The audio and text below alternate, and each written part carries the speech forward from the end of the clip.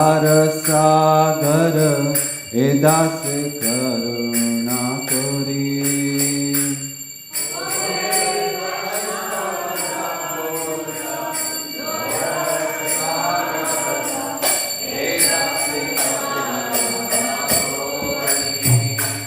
ও হে বৈষ্ণব ঠাকুর দয়ার সাগর এ দাস করুণা করি।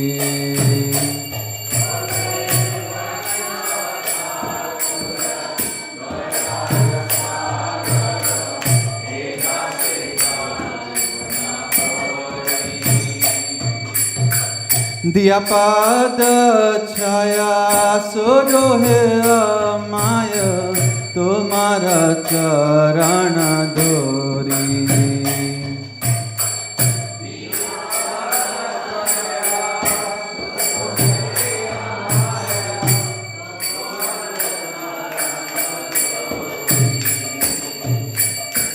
ছায়া বেগ ধূমি ছায়া দোষ ছুড়ি ছায়া গুণ দেহ দাসে।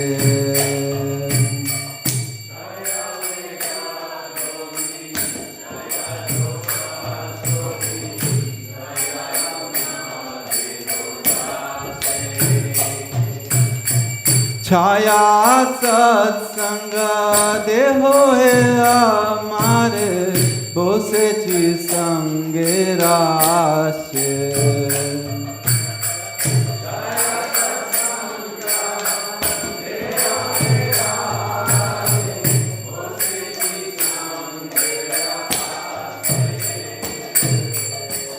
एकाकी आमारा नाही पाया बाल हरि नाम संकीर्तने।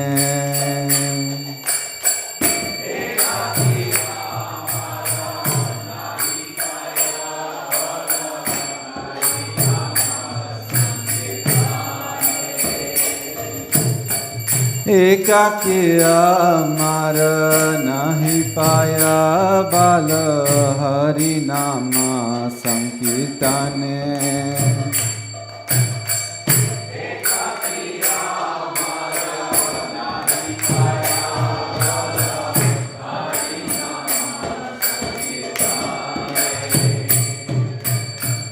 তুমি কৃপা করে শ্রদ্ধা বিন্দু দিয়া দেহ কৃষ্ণ নাম গানে।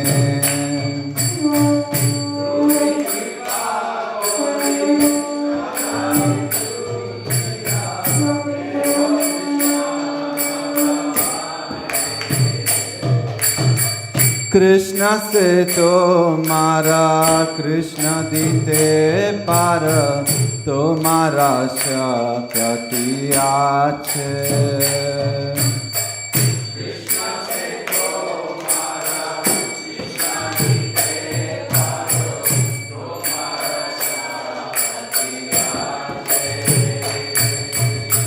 कृष्ण से तुम्हारा कृष्ण दीते पार तुम्हारा शक्ति आछे।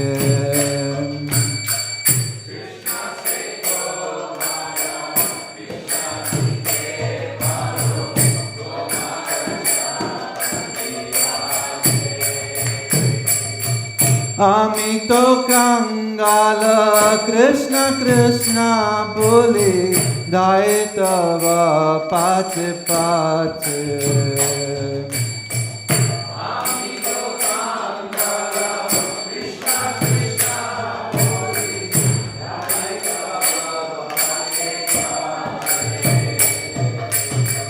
आमी तो कंगाल कृष्ण कृष्ण बोले दाई तव पाच पाच।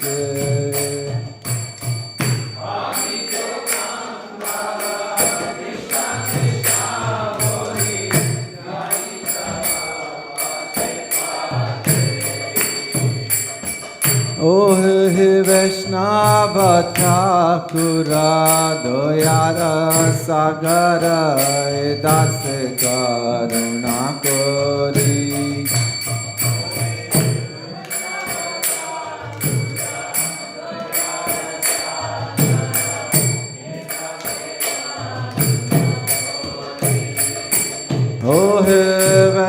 Vaishnava Thakura Dayara Sagara Edase Karuna Kori.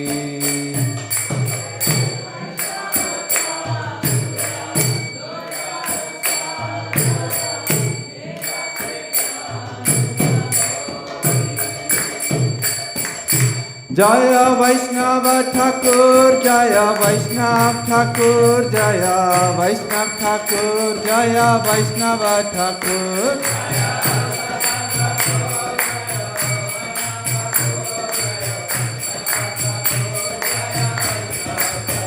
Jaya Vaishnava Thakur, Jaya Vaishnava Thakur, Jaya Vaishnava Thakur, Jaya Vaishnava Thakur.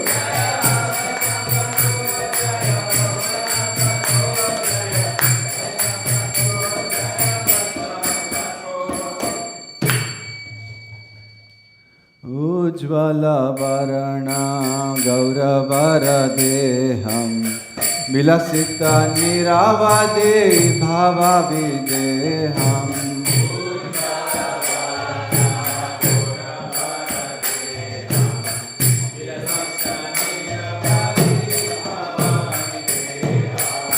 Tribhuvana pavana kripaya lesham tam pranamami cha Sri Sachitanayam.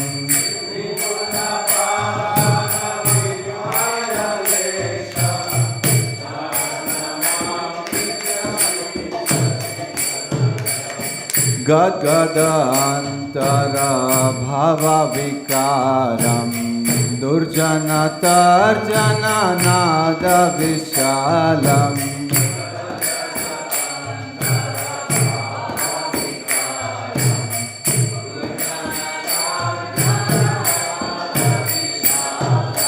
Bhava bhaya bhanjana karana karunam tam pranamami cha Sri Sachitanayam.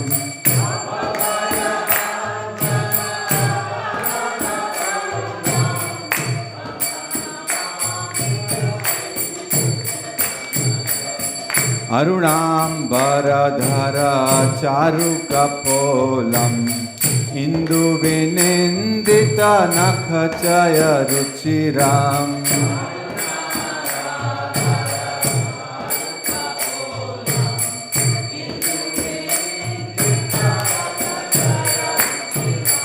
Jalpita nija guna nama vinodam tam pranamami cha Sri Sachitanayam.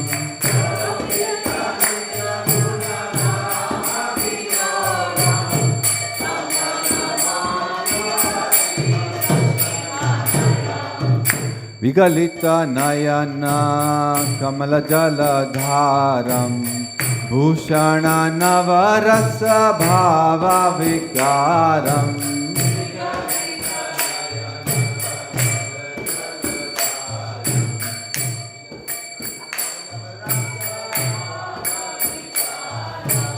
Gatiyati mantara nitya vilasam tam pranamami cha Sri Sachitanayam.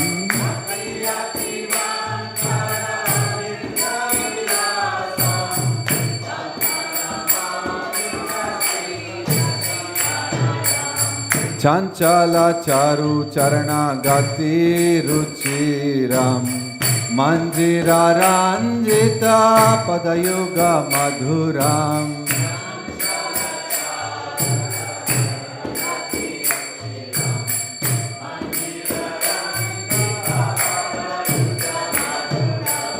Chandra vinindita shitala vadanam tam pranamami cha Sri Sachitanayam.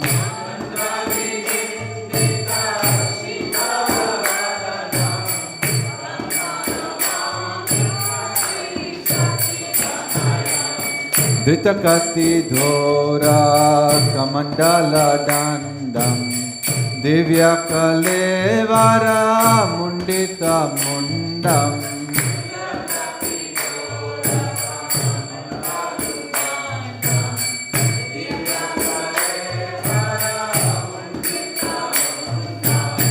Durjana kalmasha khandana dandam tam pranamami cha Sri Sachitanayam.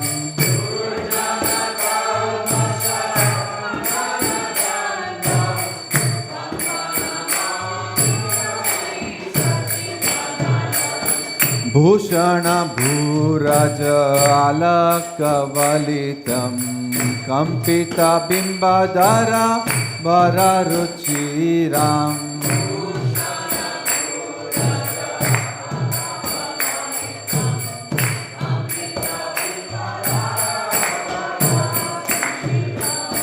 Malayaja virachita ujvala tilakam tam pranamami cha Sri Sachitanayam.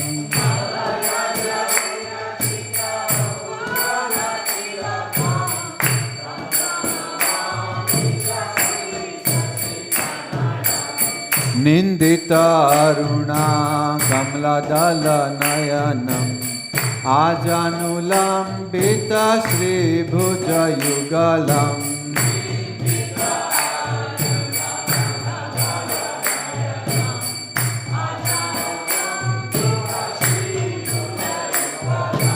Talevara kaishora nartakavesham tam pranamami cha Sri Sachitanayam.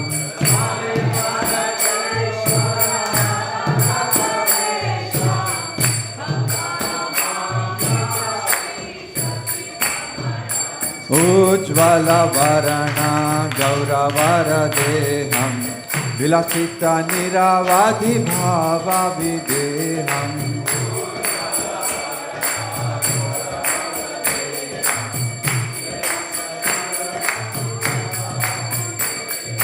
Tribhuvana pavana kripaya lesham tam pranamami cha Sri Sachitanayam.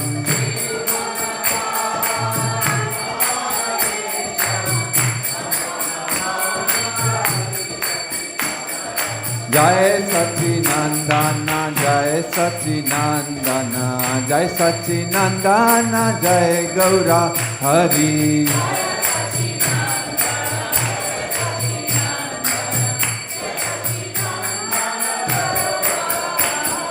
Jai Sachinandana, Jai Sachinandana, Jai Sachinandana, Jai Gaura Hari.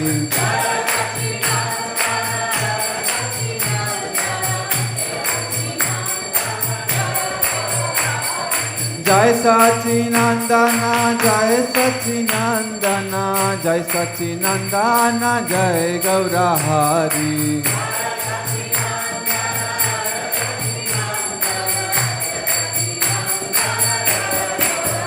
Hare Krishna, Krishna Krishna, Hare Hare, Hare Rama, Rama Rama, Hare Hare.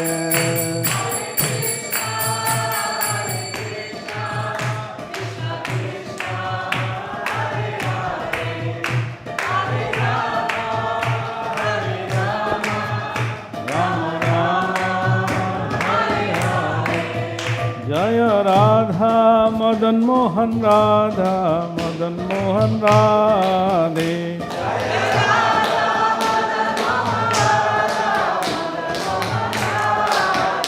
Jaya Radhe Jaya Radhe Jaya Radhe Jaya Sri Radhe.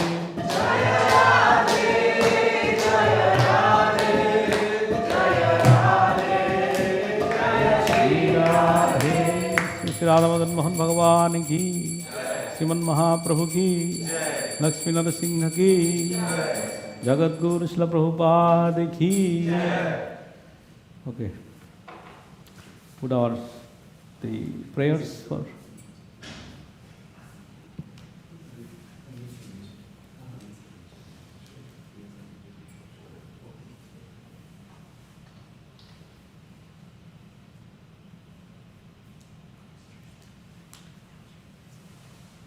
Hare Krishna, Krishna Krishna, Hare Hare, Hare Rama,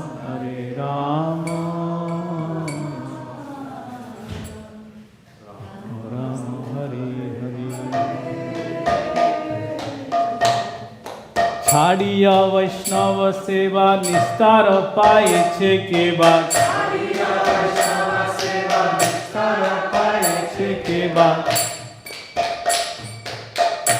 नाम श्रेष्ठम मनुमपि सचिपुत्रमत्र स्वरूपम together रूपम तस्यागजम गुरुपुरीं माथुरीं गोस्थवाति राधा कुंडम गिरिवरम महो राधिका माधवासम प्राप्त यस्य पतिता कृपया श्री गुरु तन्नतो अस्मि। हे गुरु ज्ञानंदा दीनबंधो स्वानंददाता करुणैक सिंधु वृंदावनासीनाहितावतार प्रसीद राधा प्रणय प्रचार। हे दीनबंधु करुणैक सिंधु गुरु प्रसादम मन्मंडमूढ़े लक्ष्यापराधे बहुपापगाधे तत्पादपद्मे सुमतीश्च कृष्णे। यद्यपि अमार गुरु चैतन्य दास तथापि जानियामि तहार प्रकाश।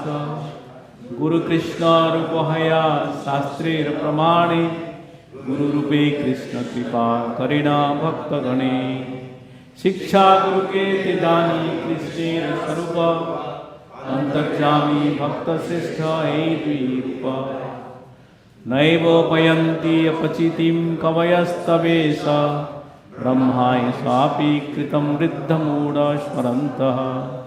यो अन्तर्बाह्यस्तनभृतमशुभं विदुन्नन् आचार चैत्यवपुषा स्वगतिं यनाति। Without serving the representative of Krishna, nobody can approach Krishna.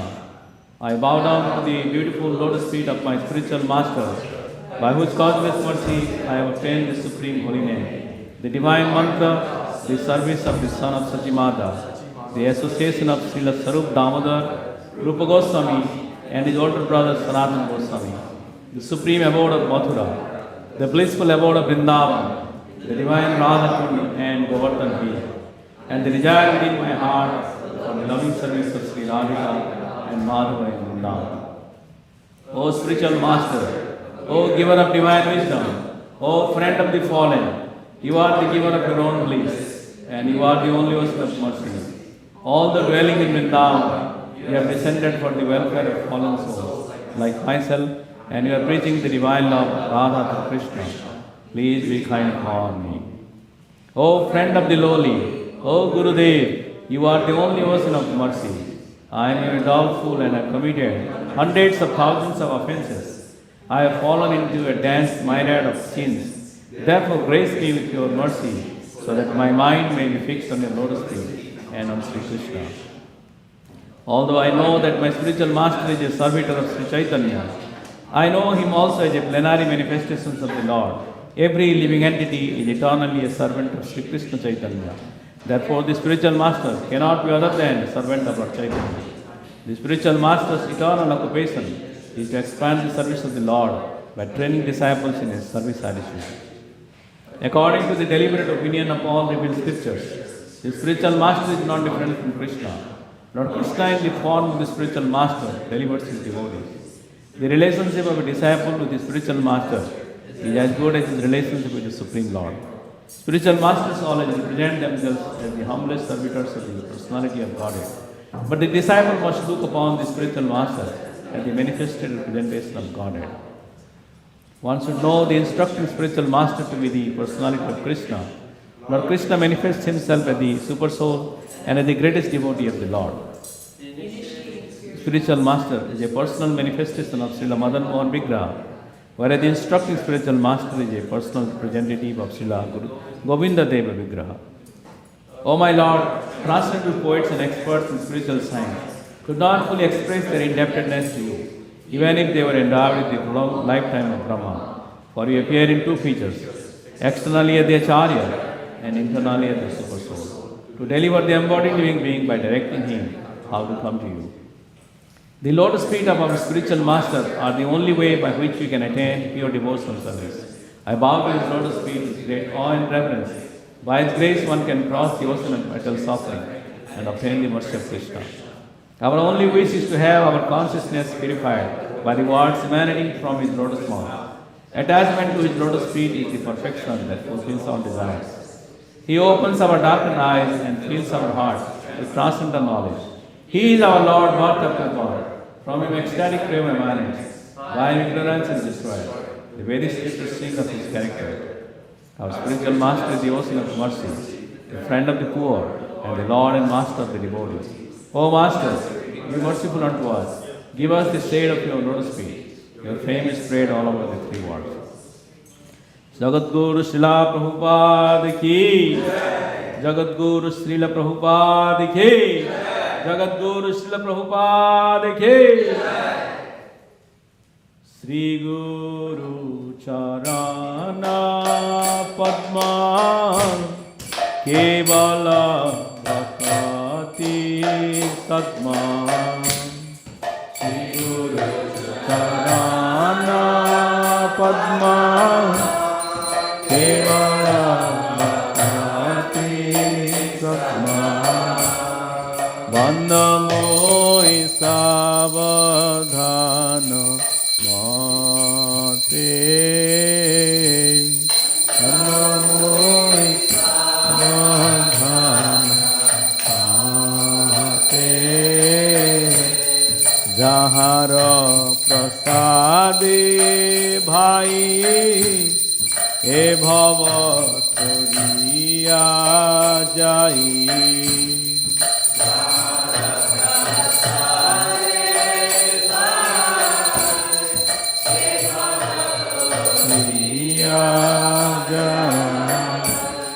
Krishna prapti haya jaha hoite.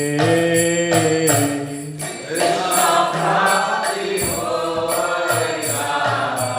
hoite. Krishna prapti haya jaha hoite. Krishna prapti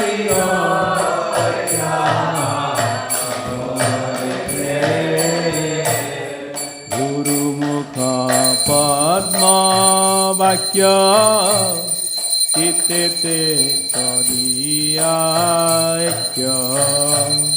Guru Mukha Padma Vakya Kitete Kariya Ekya. Arana Kari Mane Dasa.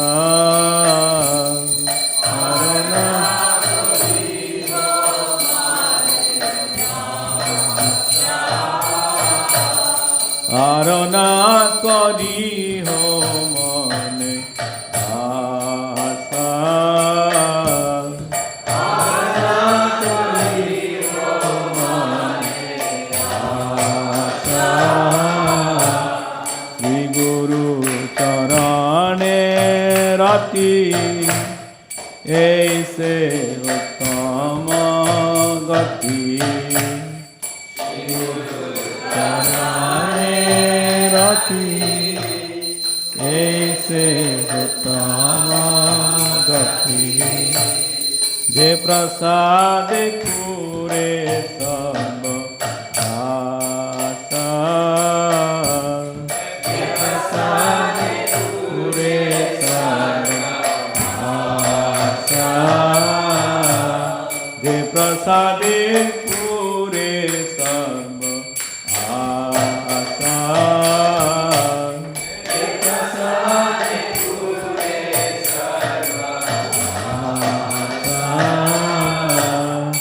चक्षुदान दिलहे जन्म जन्म प्रभु से.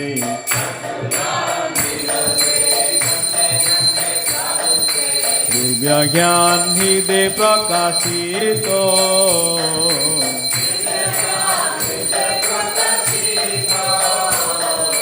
दिव्य ज्ञान हृदय प्रकाशित.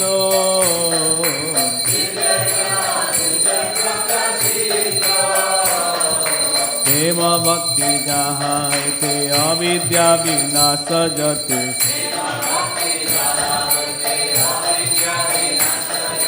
प्रेम भक्ति जहाँ है ते अविद्या विनाश जते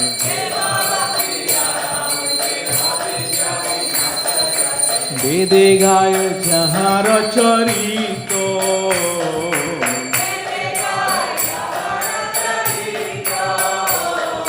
वेदे गाय जहाँ चरितो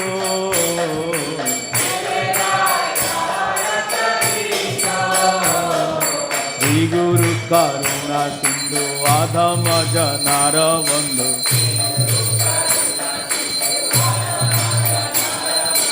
लोकनाथ लोकेर जीवन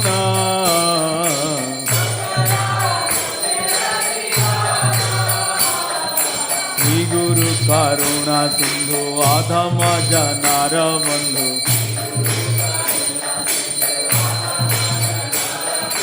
लोकनाथ लोकेर जीवन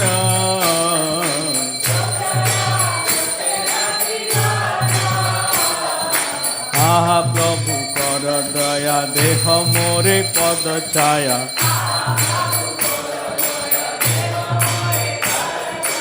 आहा प्रभु कर दया देह मोरे पद छाया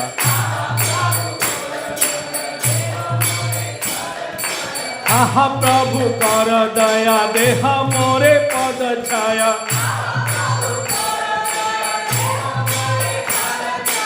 आहा प्रभु कर दया देह मोरे पद छाया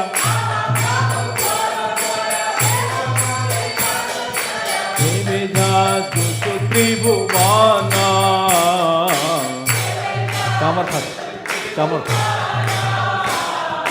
देवे जासु त्रिभुवन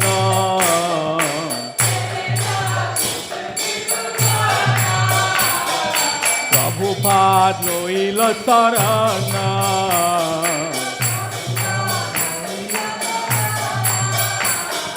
प्रभुपाद पतित पवन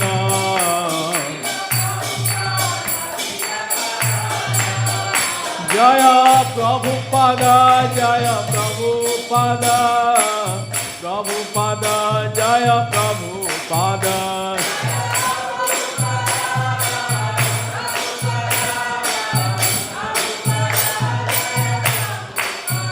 जय जय प्रभुपाद प्रभुपाद प्रभुपाद जय जय प्रभुपाद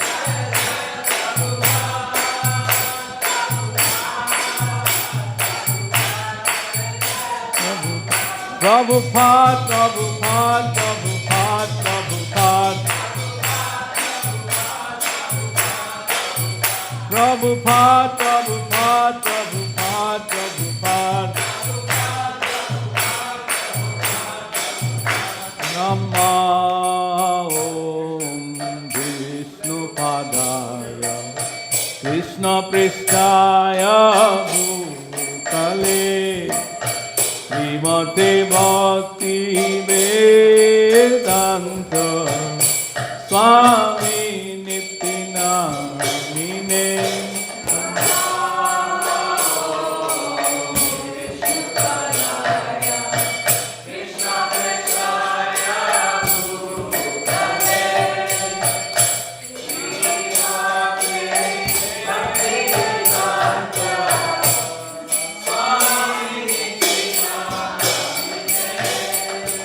नमस्ते सरस्वती देवे गौरवाणी प्रचारिणे निर्विशेष शून्यवादी पाश्चात्य देशधारिणे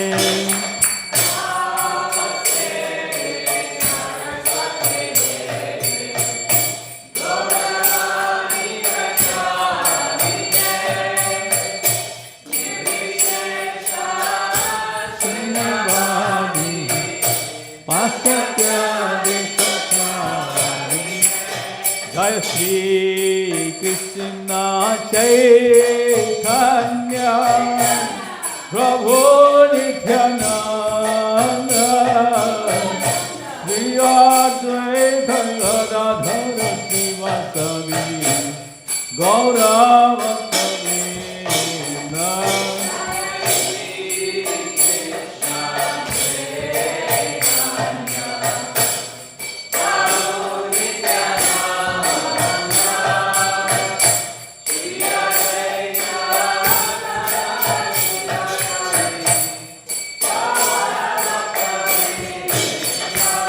Jai Shri Krishna Chaitanya Prabhu Nityananda Shri Advaita Gadadhara Srivasadi Gaura Bhakta-vrinda.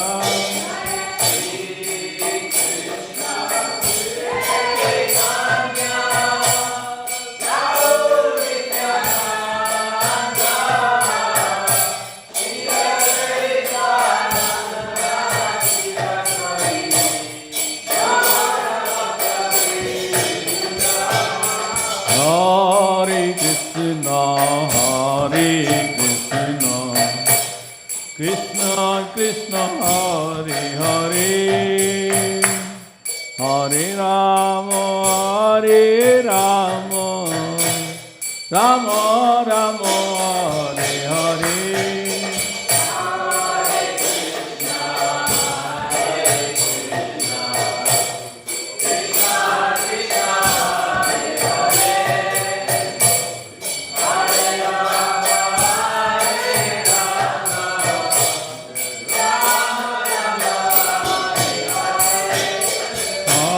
Hare Krishna, Krishna Krishna, Hare Hare, Hare Rama, Rama Rama, Hare Hare.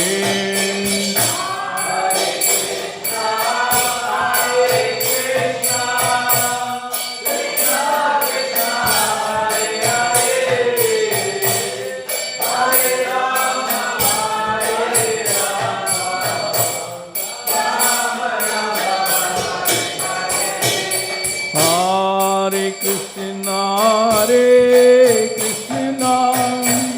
Krishna Krishna, Hare Hare, Hare Rama, Rama Rama, Hare Hare.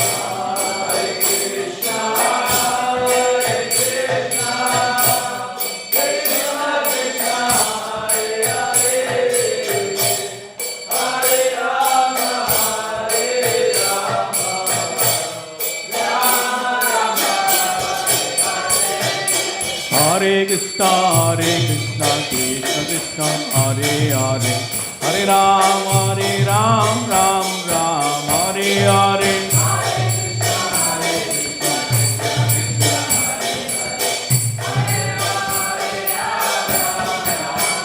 Hey, Hare Krishna, Krishna Krishna, Hare Hare, Hare Ram, Ram Ram, Hare Hare.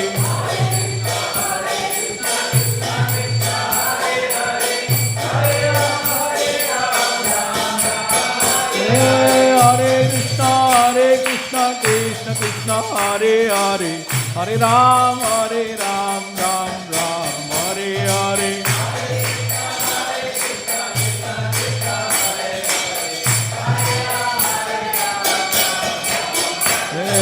Hare Krishna, Krishna Krishna, Hare Hare, Hare Ram, Ram Hare Hare.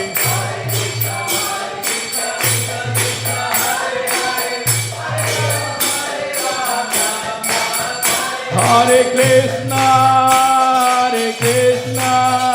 Krishna Krishna, Hare Hare, Hare Rama, Rama Rama, Hare Hare.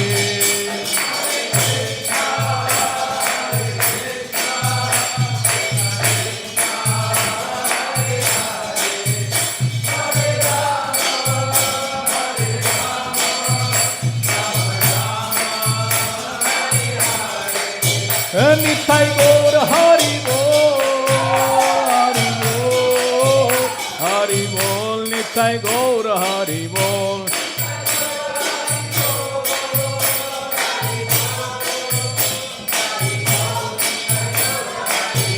Jaya Jaya Prabhupada, Prabhupada, Prabhupada, Jaya Jaya Prabhupada.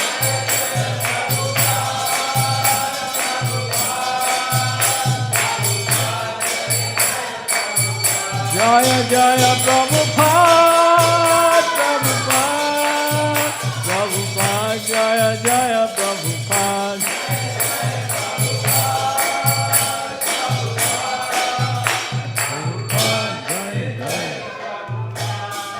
Jaya Om. Say the Jai Dham.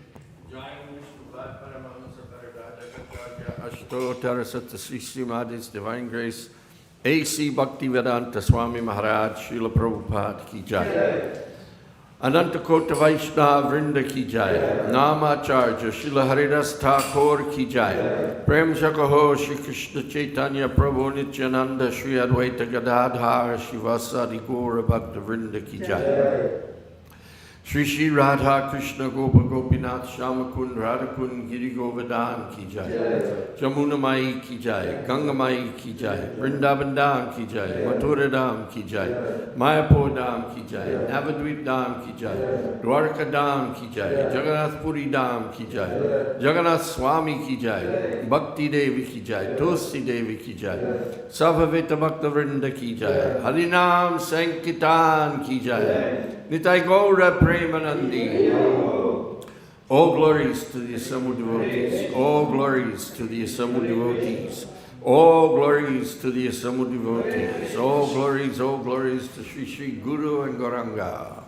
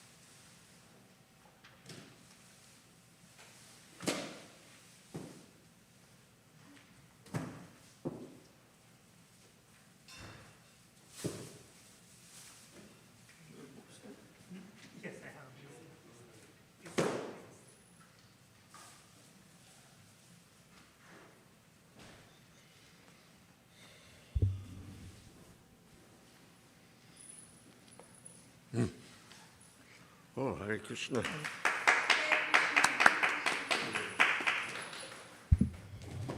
Hare Krishna.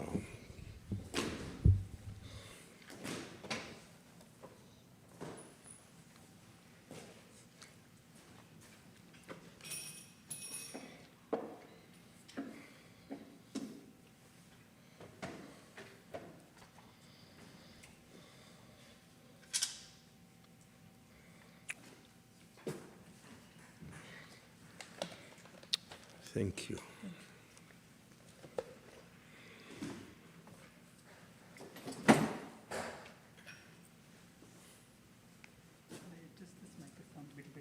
You do what you have to do.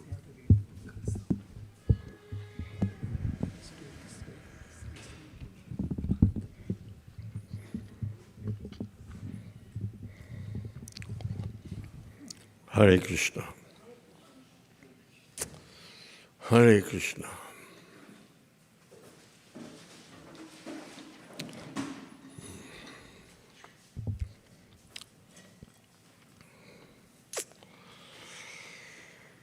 Hare Krishna.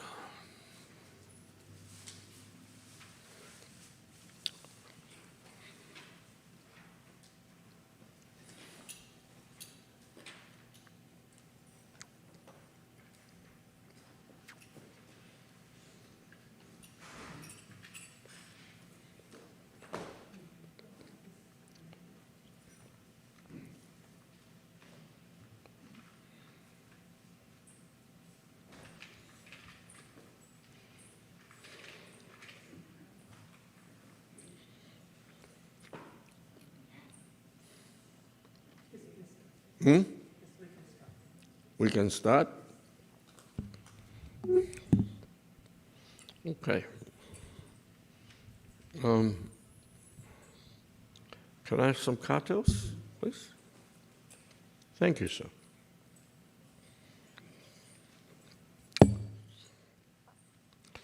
Now, I'm going to do something like sing here.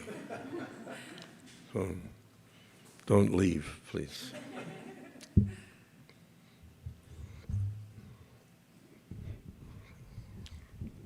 Oh, this is loose here. There we are. There we are. Thank you.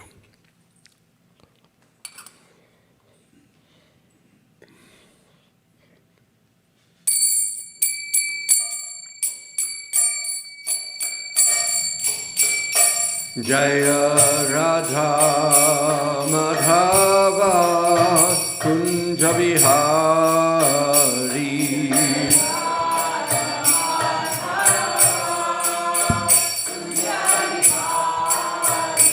Jaya Radha Madhava Kunja Vihari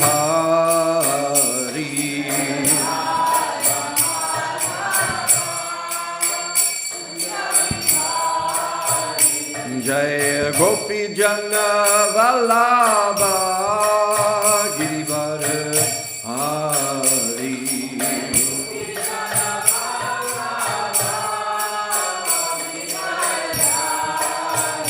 Jaya Gopi Jana Vallabha Girivara Hari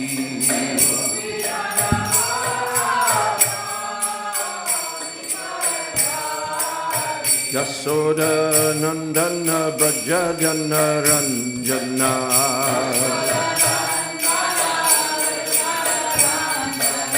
Yasoda Nandana Braja Jana Ranjana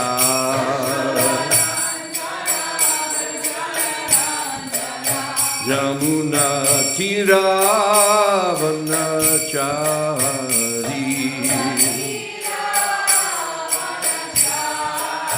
Yamuna Tira Vanachari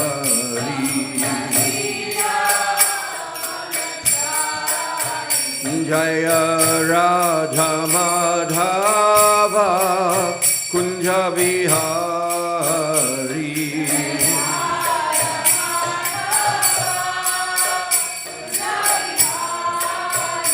Jaya Radha Madhava Kunja Vihari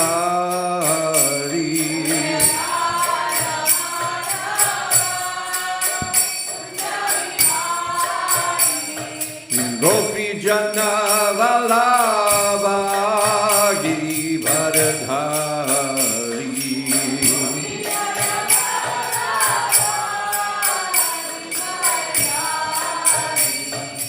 Gopi Jana Vallabha Girivardhari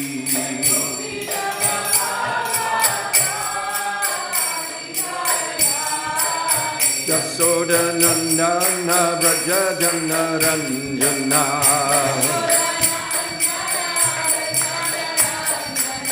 Yasoda Nandana Braja Jana Ranjana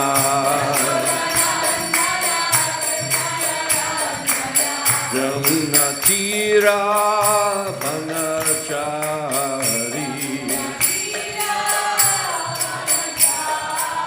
Yamuna Tira Vanachari Jaya Radha Madhava Kunja Vihari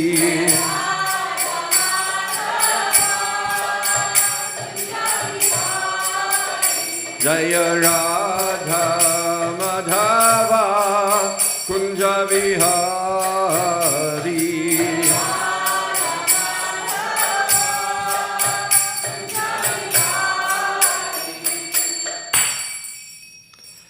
Jayam Vishnupad Paramahansa Parivrajakacarya Ashto Tarasatasi Simad His Divine Grace H.C. Bhaktivedanta Swami Maharaj Srila Prabhupada Ki Jai Grantaraj Srimad Bhagavatam Ki Jai Nitai Gaura Premanandi.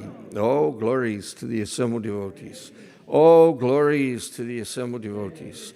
All glories to the assembled devotees. All glories to Sri Sri Guru and Gauranga. All glories to Srila Prabhupada. Hare Krishna. Hare Krishna.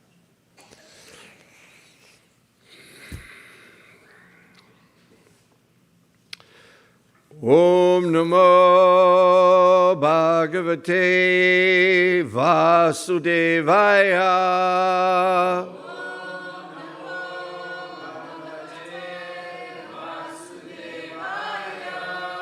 Om Namo Bhagavate Vasudevaya.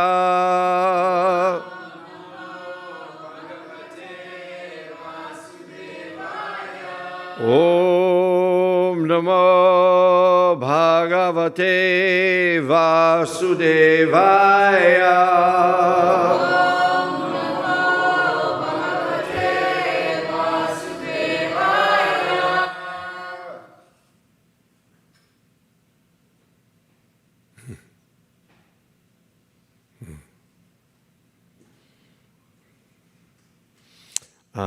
Reading from Srimad Bhagavatam, Canto 4, Chapter 30, The Activities of the Prachetas, verse number 35.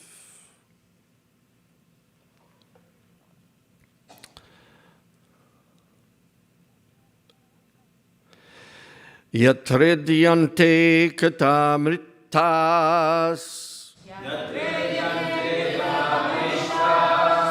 Yatredyante katamrishtas Krishnaya pasamo yataha Krishnaya prashamo yataha Nivairam yatra bhuteshu Nirvairam yatra bhuteshu Nodvego yatra kaschana Nodvego yatra kaschana Yatredyante yatamrishtas Krishnaya prashamo yataha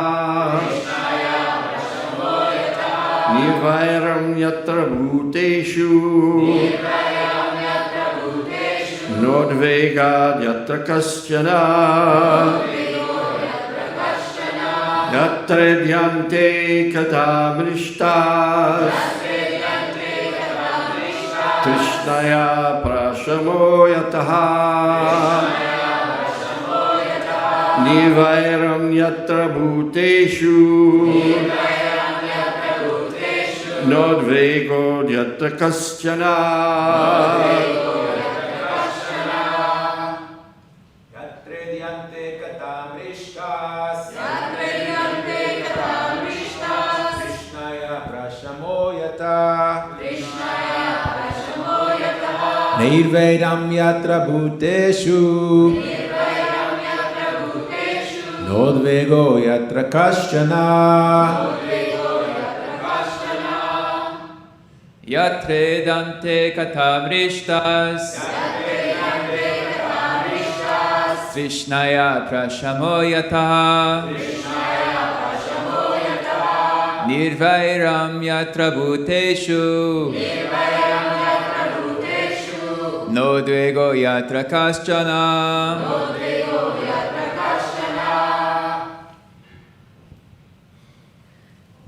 Yatredyante kathamrishtas Krishnaya prashamo yataha निर्वैरं यत्र भूतेषु नोद्वेगो यत्र कश्चन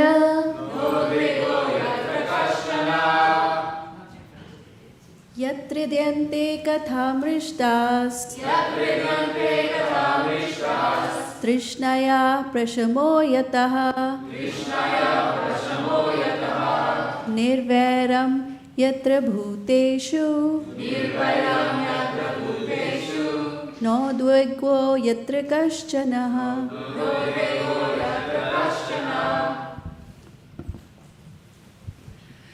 Yatra dante katamrishtas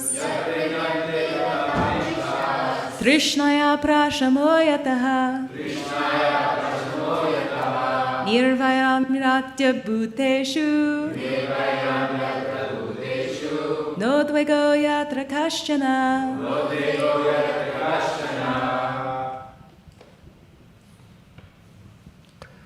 Yatra, where? Idyante are worshipped or discussed. Katha, words. Rishta, pure. Trishnaya, of material hankerings. Prasamaha, satisfaction. Yataha, by which? Nivairam, non-enviousness. Yatra, where? Bhuteshu, among living entities. Na, not. Udvegaha, fear.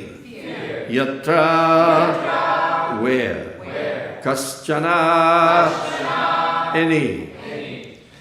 Translation by Srila Prabhupada. Whenever pure topics of the transcendental world are discussed, the members of the audience forget all kinds of material hankerings, at least for the time being. Not only that, but they are no longer envious of one another, nor do they suffer from anxiety or fear.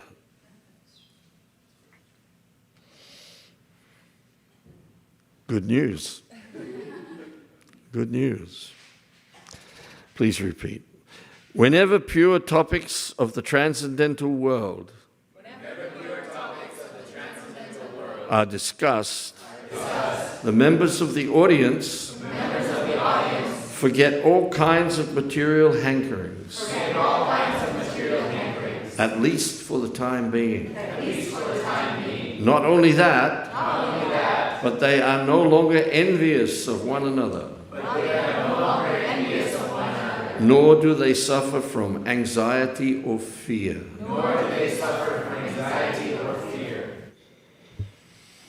Purport by Srila Prabhupada. Vaikunta. Please repeat. Vaikunta. Vaikunta means without anxiety. Vaikunta means without anxiety. And the material world means full of anxiety. As stated by Prahlad Maharaj, Sada samudvigna diyam asad grahat. The living entities who have accepted this material world as a residence are full of anxiety. A place immediately becomes Vaikunta whenever the holy topics of the personality of Godhead are discussed by pure devotees. This is the process of Shravanam Kirtanam Vishnu, chanting and hearing about the Supreme Lord Vishnu. As the Supreme Lord himself confirms, Naham tishtami vaikunte yoginam hridayeshu va tatra tishtami narada yatra gayanti mad bhaktaha.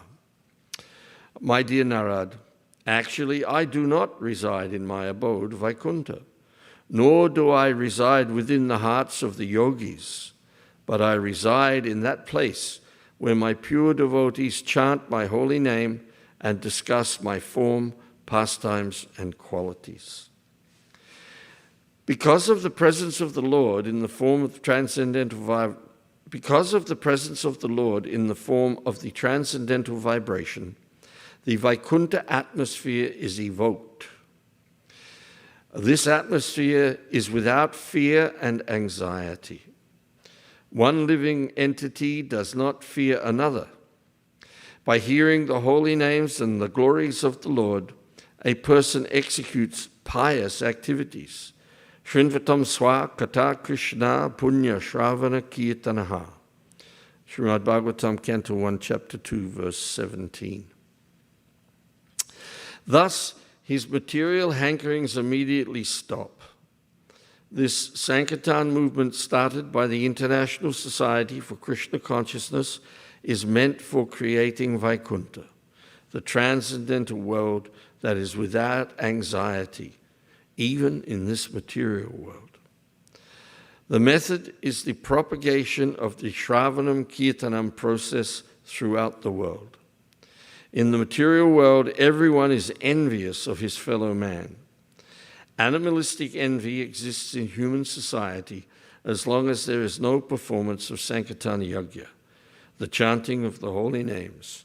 Hare Krishna, Krishna Krishna, Hare Hare, Hare Rama, Rama Rama, Hare Hare.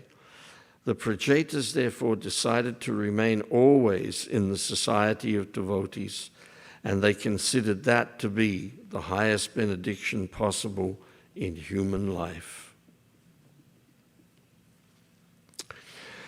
Yatred yante kata mrishtas. Yatred yante kata mrishtas. Trishna yaha prashamo yataha. Nirvairam yatra bhuteshu nodvega yatra kaschana. Whenever pure topics of the transcendental world are discussed, the members of the audience forget all kinds of material hankerings, at least for the time being. Not only that, but they are no longer envious of one another, nor do they suffer from anxiety or fear. Umagirati mirandasya gananjana shalakaya chakshurun militam jena tasmai Shri Gurave Namaha.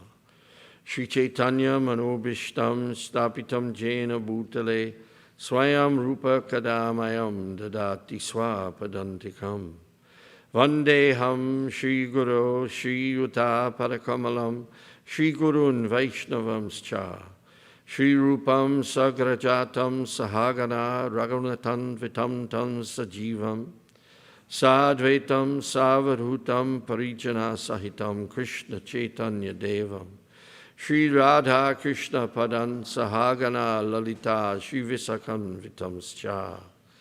Hey Krishna Karuna Sindhu Dina Bandhu Jagat Pate Gopesha Gopika Kanta Radha Kanta Namostute Tapta Kanchana Gaurangi Radhe Vrindavaneshwari Vrishabhanu Sute Devi Pranamami Hari Priye Vanchakopa Trubhyascha Kripa Sindhu Bevacha Patitanam Pavanebhyo Vaishnavebhyo Namo Namaha.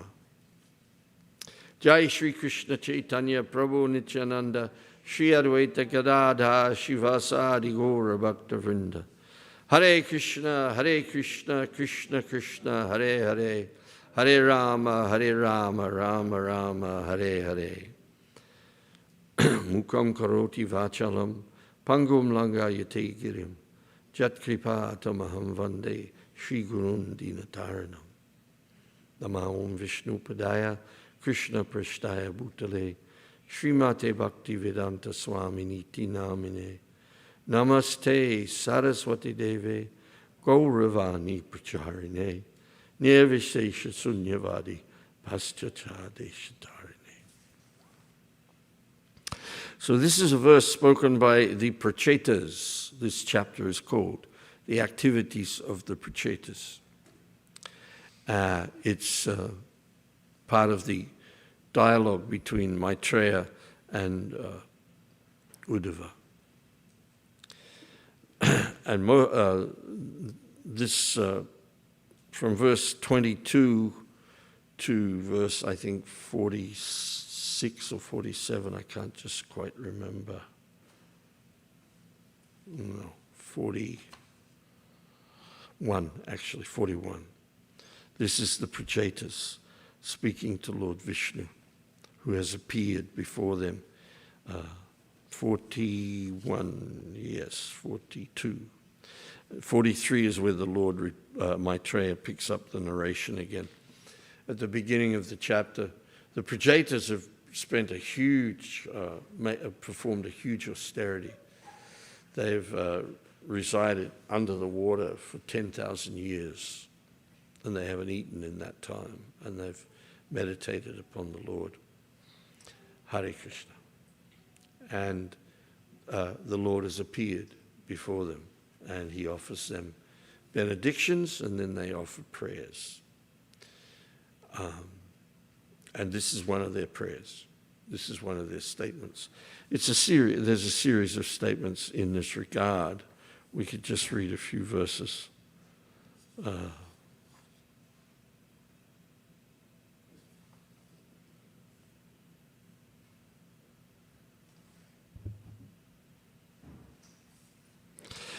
From verse 32. Dear Lord, when the bee approaches the celestial tree called the Parijata, it certainly does not leave the tree because there is no need for such action. Similarly, when we have approached your lotus feet and taken shelter of them, what further benediction may we ask for? Dear Lord, as long as we have to remain within this material world due to our material contamination and wander from one type of body to another, from one planet to another, we pray that we may associate with those who are engaged in discussing your pastimes. We pray for this benediction, life after life, in different bodily forms and on different planets. Even a moment's association with a pure devotee cannot be compared to being transferred to heavenly planets or even merging into the Brahman effulgence in complete liberation. For living entities who are destined to give up the body and die, association with pure devotees is the highest benediction. When pure topics of the transcendental world are discussed, the members of the audience forget all kinds of material hankerings, at least for the time being. Not only that, but they are no longer envious of one another, nor do they suffer from anxiety or fear.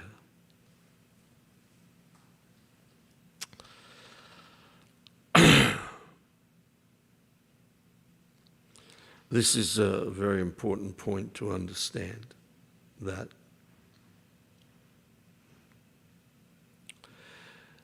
there is a very distinct difference between the material world and the spiritual world. And the fundamental difference is stated here immediately.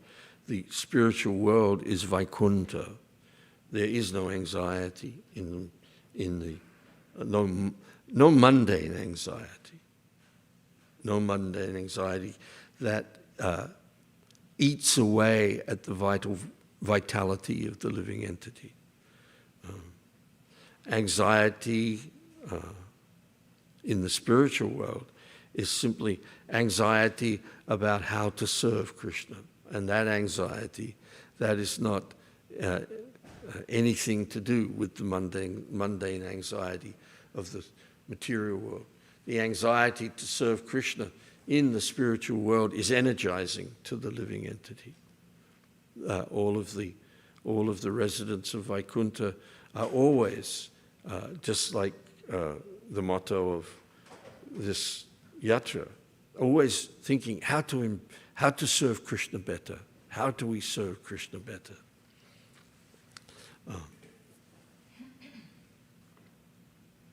So what causes this anxiety in the material world? What is it that causes the anxiety of the material world? That's a very interesting topic, because we were all once in the spiritual world. We were all once in a relationship with Krishna. That's a fact. Perennially, there's a conjecture about that.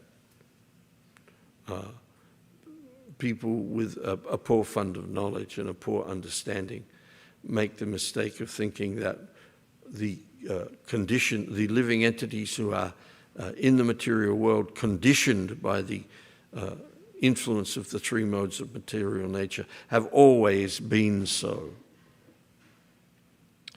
Nitya Baddha as opposed to Nitya Siddha.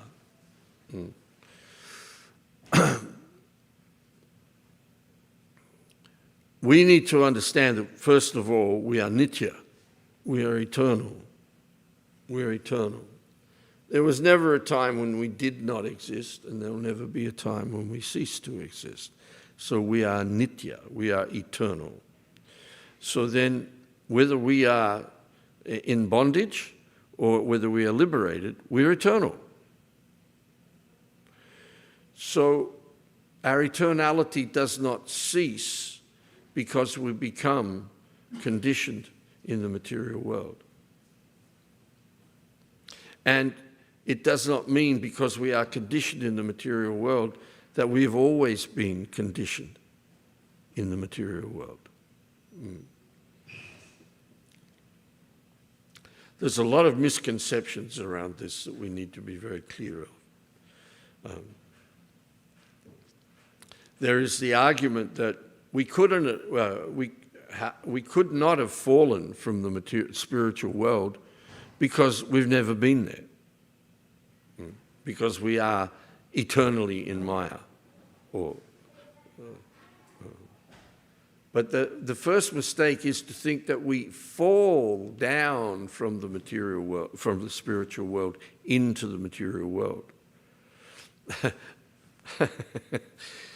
I remember giving a class like this one time, and there was a young Irish devotee in the audience.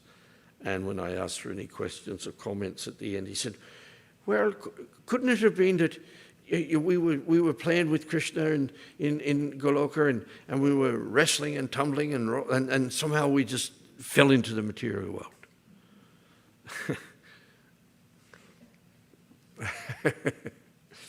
He was a young devotee, but it was very funny. I found it very funny. That just having a little wrestle with Krishna, and I slipped over and fell into the material world, just by accident. Actually, we don't fall into the material world. We enter the material world as a choice. Then we fall under the influence of the modes of material nature. And we fall into anxiety, because it's a very difficult emotional state to comprehend, but I was talking about this at a program last night, that we have exercised our independence and come to the material world by choice, Prabhupada says, by the misuse of our independence. Krishna never interferes with the independence of the living entity. Otherwise, there would be no independence.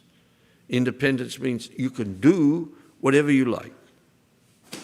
But we are very tiny entities, and our independence is always conditional. We are not supremely independent, and we are not supremely in control of all that is. Only Krishna is. There's only one supreme living entity, and he is the controller and the owner and the knower of everything. But we are part and parcel of Krishna. Part and parcel. Prabhupada never uses a wrong term, part and parcel. We are part of Krishna in that we are the same as Krishna, in that we are eternal and we have all the qualities of Krishna to minute degree. But we are partial in that we are at the same time separate, independent living entities. Just because we're the same as Krishna, it doesn't, and as the saying, we are one with Krishna. But that doesn't mean that we are Krishna. In one sense, we are Krishna. In one sense, there's only one living entity, and he has expanded himself in so many ways, infinitely. And we, Vibhinangsa, we are called Vibhinangsa, expansions of the Lord. Mama evangsa jiva loke jiva bhuta sanatana. We are eternally fragmental part and parcel of Krishna. We exist to be in love with Krishna. We exist to be in a loving, eternal loving relationship with Krishna.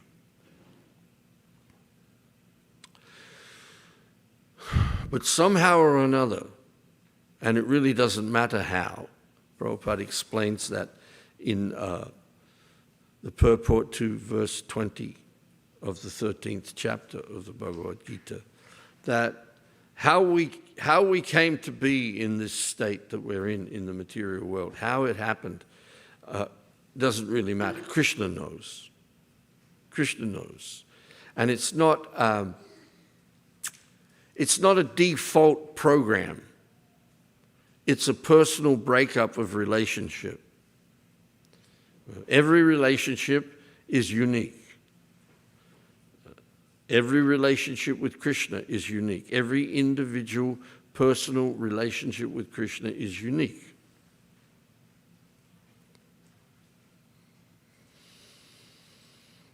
And so our decision to leave that relationship is our responsibility. People sometimes bring up the argument, well, if we were in such a wonderful place with Krishna, why would you want to leave? Why would you want to leave?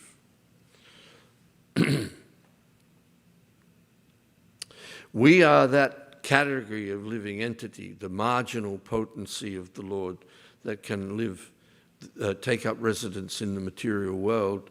We are that category of living entity that has the propensity to become envious of Krishna's position as the supreme enjoyer.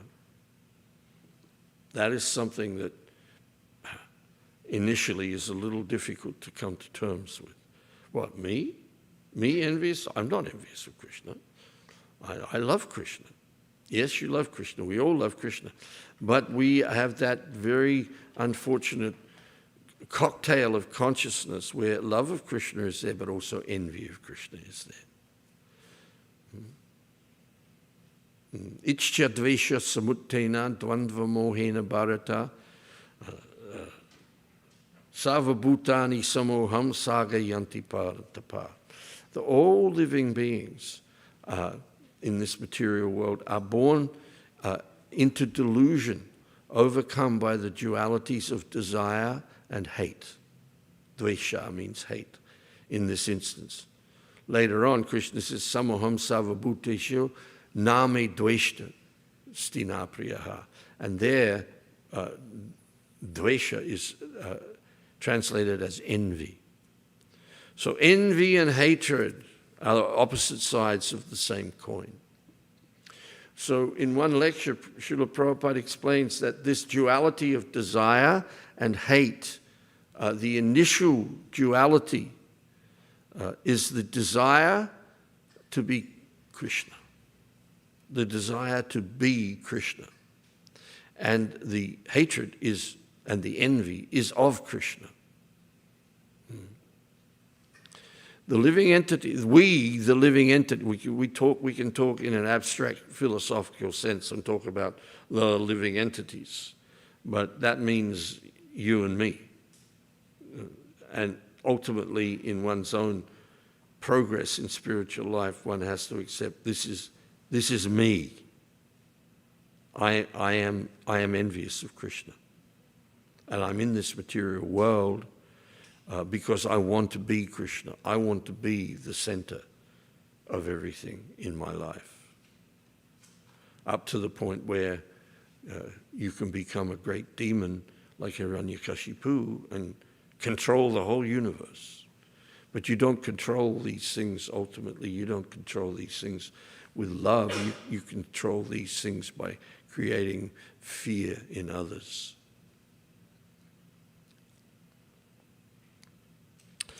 So we have chosen to leave our relationship with Krishna and enter the material world. And that choice entails accepting becoming covered with forgetfulness of Krishna. Becoming ignorant of Krishna, having no knowledge of Krishna, forgetting Krishna. But our identity is found, our eternal identity is found in our relationship with Krishna. And that relationship is a relationship of love. So immediately that forgetfulness comes, it's a simultaneous, immediately that forgetfulness is there, we're in the material world, in association with the modes of material nature.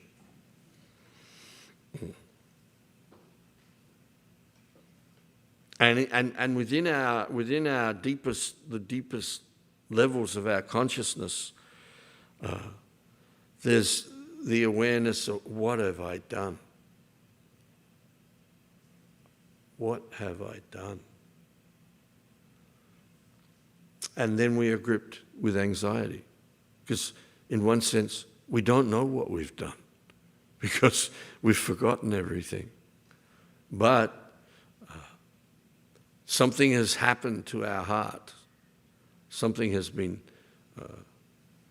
removed from our consciousness that we immediately are feeling the loss of, feeling the absence of, and feeling the absolute need of.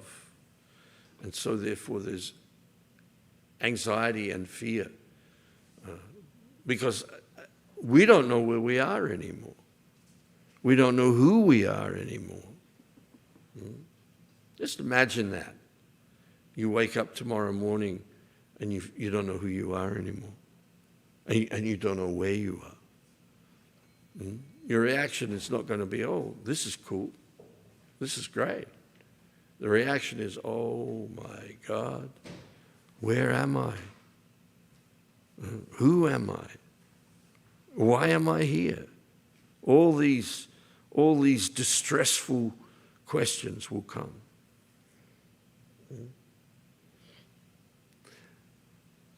Then the situation is compounded because Devi Esha Gunamayi Mama Maya Duratyaya. This material world is governed by the three modes of material nature. And the three modes of material nature are not stable. They constantly change. And this is another source of great anxiety and trepidation to the living entity, because in the spiritual world, nothing changes. And you might think, well, that's boring. But it's not like that, because the essential nature of everything in the material world is Satchitananda. The constitution of everything is that it is eternal. It's full of knowledge and it's full of bliss. And it is not affected by the influence of time. There is no fading away of anything in the spiritual world. But in the material world, it doesn't take very long. Just lifetime after lifetime. It doesn't take very long to become very aware that here nothing lasts. Nothing lasts. But the desire to have something that lasts never goes away. Never goes away.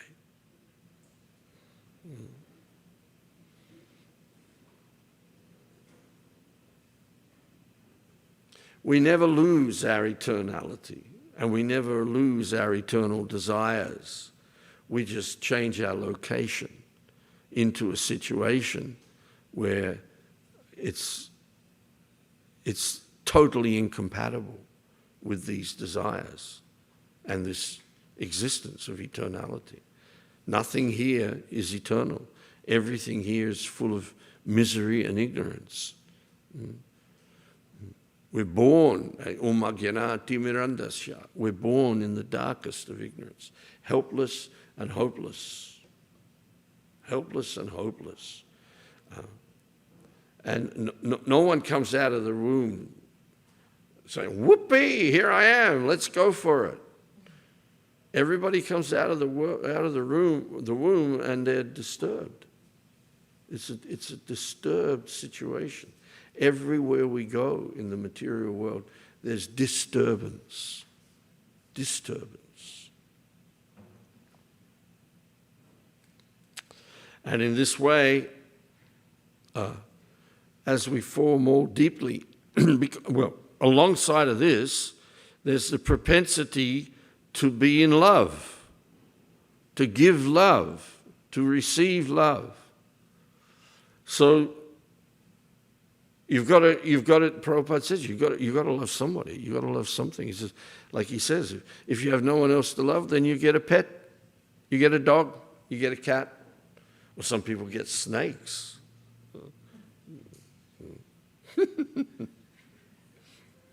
I heard a story once about a person who had a pet python. And the python used to sleep curled up at the end of his bed. But then at a certain point, he would wake up and the python would be laying fully outstretched alongside him. And he thought, this is strange. So he went to a vet and said, is there something wrong with my snake? He usually sleeps in a curled up place at the end of the bed, but lately I wake up and the snake's lying next to me in the bed. What's wrong? He said, well, you better get rid of him. He's getting ready to eat you. He's measuring you up.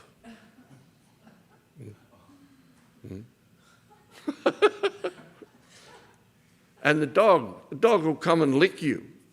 And he's thinking, oh, this is a nice salty taste. So we fall into the illusion that, oh, this is love. Here I'm in love. I'm in love. And then we fantasize, this will last forever. This will last forever. We'll love each other forever. But there is no forever in the material world. Dukkha layam ashashvatam. It's a temporary place full of miseries. And therefore, you can't help but be anxious because actually, deep down in your heart, you know you're going to lose it. Lose everything. That's not unknown to us. We live in denial of it, but we're anxious about that all the time, that I'm going to lose this. I don't want to lose you. There's a song. I don't want to lose you. I don't want to say goodbye. I don't want these things. Nobody wants these things. But they're forced upon us by the circumstances of the material world. And then we get into the news cycle. And the anxiety is only exacerbated and accentuated by that. Because it's everywhere. There's nowhere within the material world where one can be free from anxiety. Years ago, my wife and I used to do a catering program at a New Age, program in a church in Piccadilly in London. And all kinds of, alternative people used to come there and preach. Deepak Chopra used to come there, a woman called Shakti Gawain, I think she's passed away. And there was another lady who's still around called Marianne Williamson, who used to, she's a famous exponent of the book, The Course in Miracles. And she gave a very interesting talk one time about money. And she made the point, she said, everyone in the world, everyone is in anxiety about money. If you haven't got it, you're anxious about how do I get it? Where do I get it? And if you've got it, you're anxious about, well, how do I keep it? How do I stop people from cheating me out of this? How do I expand what I've got? How can I be sure that I've got enough? Like there's the big question. How much do you need to retire? What do you need? Can you retire on $1 million? All this it's always anxiety. How am I going to maintain myself? Where is food? Where is shelter? All these things are driving us all the time. They're illusions in the material world. But Bhaktivinoda talks about these whips, these illusory whips that drive us all the time to find security. Why do we want security? Why is there that hankering for security? Because actually we come from a secure place. We come from the spiritual world. There's no insecurity in the spiritual world.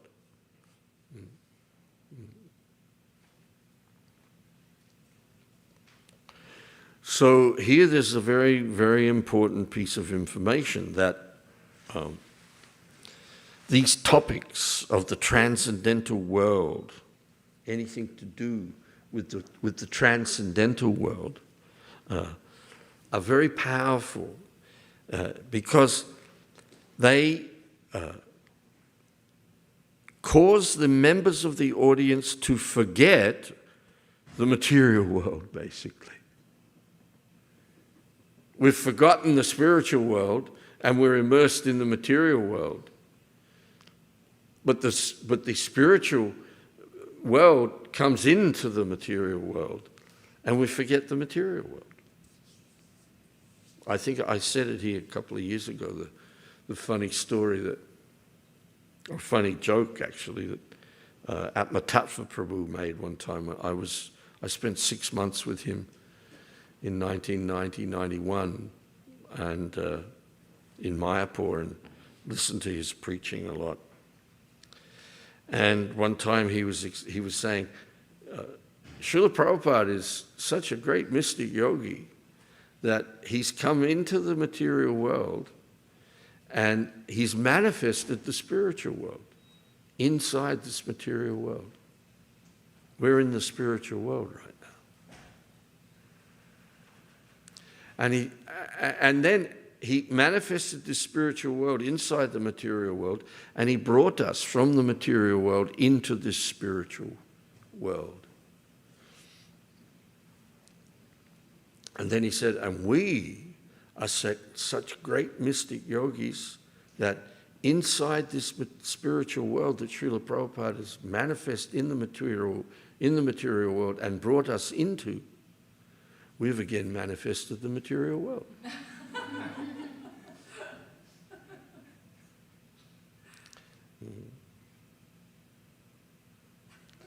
The sad reality is we are in the material world. And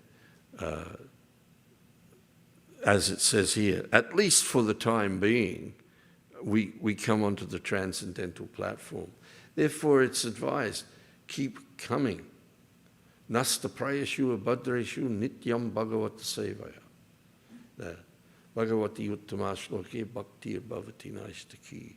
That by regular attendance in classes on the Srimad Bhagavatam, what is happening? We are entering the spiritual world. The spiritual world is evoked, invoked. That is the purpose of Om Namo Bhagavate Vasudevaya. It's the invocation of the Srimad Bhagavatam. Invocation. Vocation, voca, voce, voice. It's in sound vibration. the spiritual world is manifest to us, and we enter into it. So we need to develop a momentum about that. We need regular exposure to transcendental sound vibration, because we live in an ocean of sound wherever we go, especially in this age. You know, they have these things, the soundtrack of my life. People, they talk about, well, you know, this particular song is important to me because I heard it at this time. But we've never lived, we have no conception of what it's like to live in a world where there's no recording of sound. That only happened about 150 years ago, even less maybe. Before that, I mean, you can, or film with sound. If you wanted to have some commemoration or remembrance of somebody, say 200 years ago, you had to have a painting of them, and you had to have a biography, something that you could read. But now you can sit down and watch a movie of somebody who's been dead for 60 years, or hear the voice of somebody who's been dead for the same amount of time. So we have no experience, actually, of how difficult, actually, it is to be situated regularly in transcendental sound, because, or any kind of sound, in touch with any kind of sound, because sound is always with us now, all the time, all the time. There's a soundtrack, a sound theme, music for everything. You go into a shopping center, there's music playing. Everywhere you go, it's very. Where do you go where there's silence? Years ago, a couple of my godbrothers decided, well, let's get away from it all and just go into the mountains in the Himalayas, and there'll be silence, and all we'll have is the holy name, and we'll just chant. So they went high up into the Himalayas, and they set themselves up in a cave, and it was really quiet and peaceful, and they were chanting away. And then one day they started to hear a sound of way off. It was a tuk, tuk, tuk, tuk, tuk, tuk, tuk, tuk, tuk, tuk, tuk, tuk, tuk. It got stronger and stronger and stronger. Then, what is that? What is that? And they thought, it's coming closer. So they got out and they looked, and there was a flight of helicopters of the Indian Air Force flying down past where they were. Sound is everywhere. And there's sound which is described as perfective sound, and there's sound which is described as defective sound. Perfect and defect. Excuse me, just behind you there's on your left, the lady. On your left, yeah.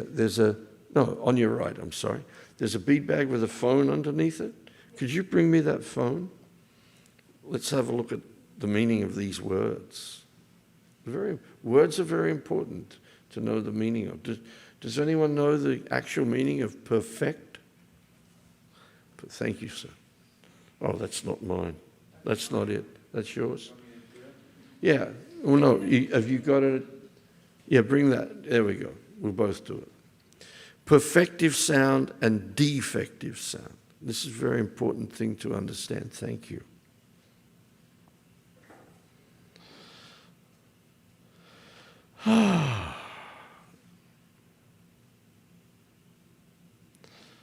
Perfect. Perfect. Classical correction of Middle English. Perfect, meaning flawless or ideal. Also complete, full, finished, lacking in no way. Yes?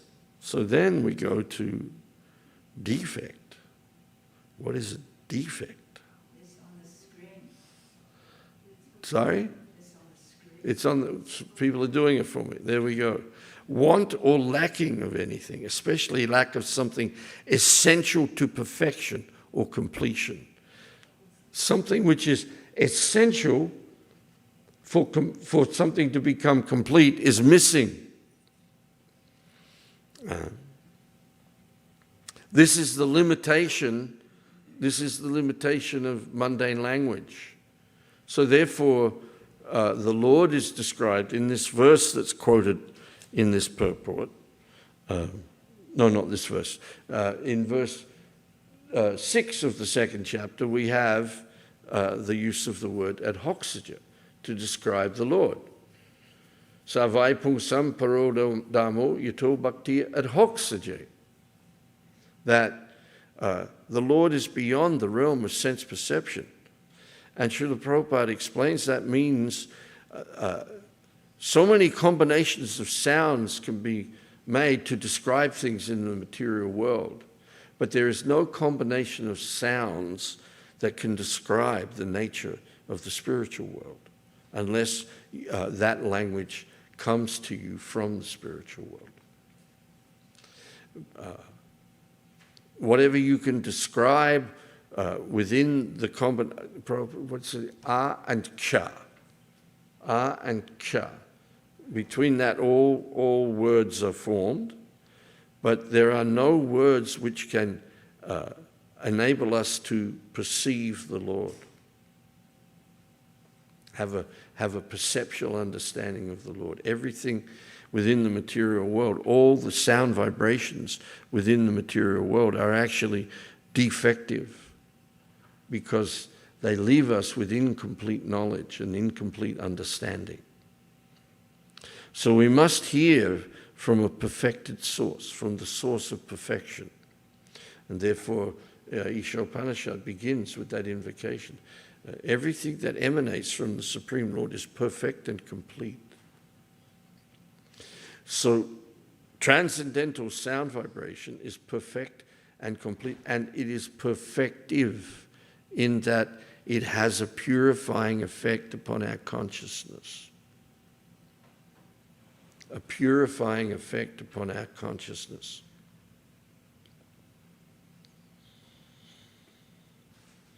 I think I'll stop there and ask if there's any reflections or questions on any of what I've said.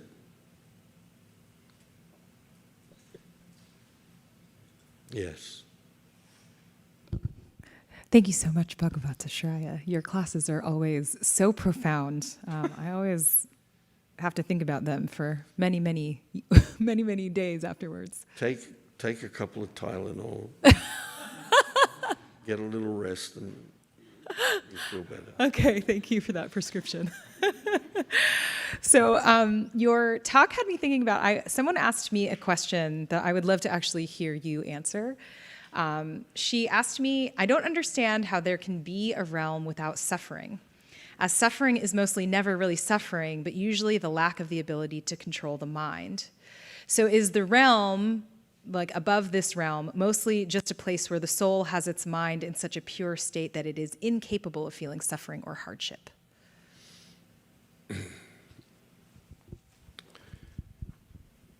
We're covered.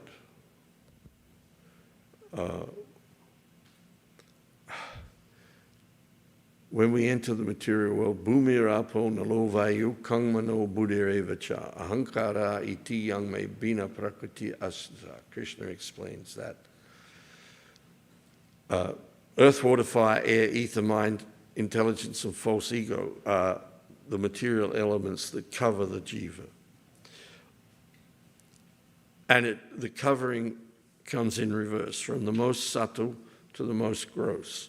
So it begins with the energy called ahankara, false ego, then intelligence, material intelligence, then mind, material mind, then ether, how does it, earth, water, fire, air, water, fire, earth.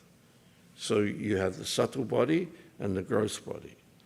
These things are coverings of the soul. There's no There's no mind that you can isolate in the consciousness of the living entity. The living entity is conscious. And right now, we're conscious of the mind. But mano, the mind, the material element called mind, is just a piece of equipment that we're given to deal with sense perceptions in the material world. The whole thing is just a covering of the soul. Once the soul, and then Srila Prabhupada explains, the gross body is inevitably lost. You just change your bodies. But your change of body is controlled by the state of your mind. Your mind, this piece of equipment called the mind. And so the purpose of the human form of life is to educate the subtle body. Educate means eduque, to lead the mind and the intelligence and out of the illusion of false ego. A false ego, intelligence, and mind, they are very subtle entities that we're living within. And the idea is that if you really want to become liberated, then you have to shed that. Therefore, we have mantra, as I said today, time out of mind. You don't need this mundane mind to be conscious. And when you are fully conscious, thinking, feeling, willing are going on within your consciousness. You don't have to have a separate mind to do these things. Srila Prabhupada says in one purport, in verse 15 of chapter 5, there's the sentence there, because he is a living entity, he has the capacity to desire by his free will. A living entity. The living entity in the spiritual world is not covered by the material elements. But these material elements are so powerful, especially the false ego. The false ego is the most malleable element of the material. Like we talk about gold being very malleable, where you can take a little piece of gold and tap, tap, tap, tap, tap it, and just keep tapping it and spread it out to. And this is how it gets used now in microchips and so forth. It's so fine and so conductive of energy. But it's nothing compared to the malleable nature and the conductive nature of the false ego and the practically imperishable nature of the false ego. And this false ego is the first thing that covers us and causes us to misidentify the rest of the show, intelligence, mind, and the gross body, as me. But it's got nothing to do with me. I remain totally separate from these things always. I become obsessed with them, I become addicted to them, and mistake these things as myself. So self-realization takes on a real different perspective then. Because like eyes, that eyes at the end of a word, civilize, modernize, think of so many words, naturalize, realize. So to realize really means to come from an unreal situation to the real situation. This is all unreal. In one sense, we have to understand everything's real. Even unreality is real. Illusion is real. We really are in illusion, if you see what I mean. So the process of self-realization is to come out of a false conception of oneself into the true conception of oneself. And that means shedding all misconceptions. And all those misconceptions are within the mind. The material mind. Yes? Yes, sir. Hare Krishna. Hare Krishna. Thank you for the wonderful class. You covered a lot of topics, and I have a question in I particular. ramble on a lot. It was very engaging. I have a question in regards to entering the material world. You mentioned that we enter the material world because we become envious of Krishna. In that regard, what about the situation with Jai and Vijay? That's Leela. That's Leela. That's different. That's orchestrated by the Lord. Simple. Yes? Any other questions? Yes. Sorry, somebody online? Who is that? Who? Which one's that? Sorry? Hare Krishna, Prabhuji Prabhu. sitting above me there. Hello, Hare Krishna. Yes. Does Paris Patel wants to go first? She raised a hand as well. I can go after you, Prabhu. Haribol. Prabhu, nice class. Thank you. Regarding the miserable situation of the jiva in this material world. When we come into this material world, from a womb of a mother, we come after 9 months, and we come into this material world crying. So our journey starts with a cry, and our journey ends also with us making everybody around us crying. So it's, when we carefully or look at the situation, it's a miserable situation for the jiva in this material world. And even the Vedas say that asatoma sadgamaya tamasoma jyotirgamaya, something like that. It says don't live in darkness, but go towards the light.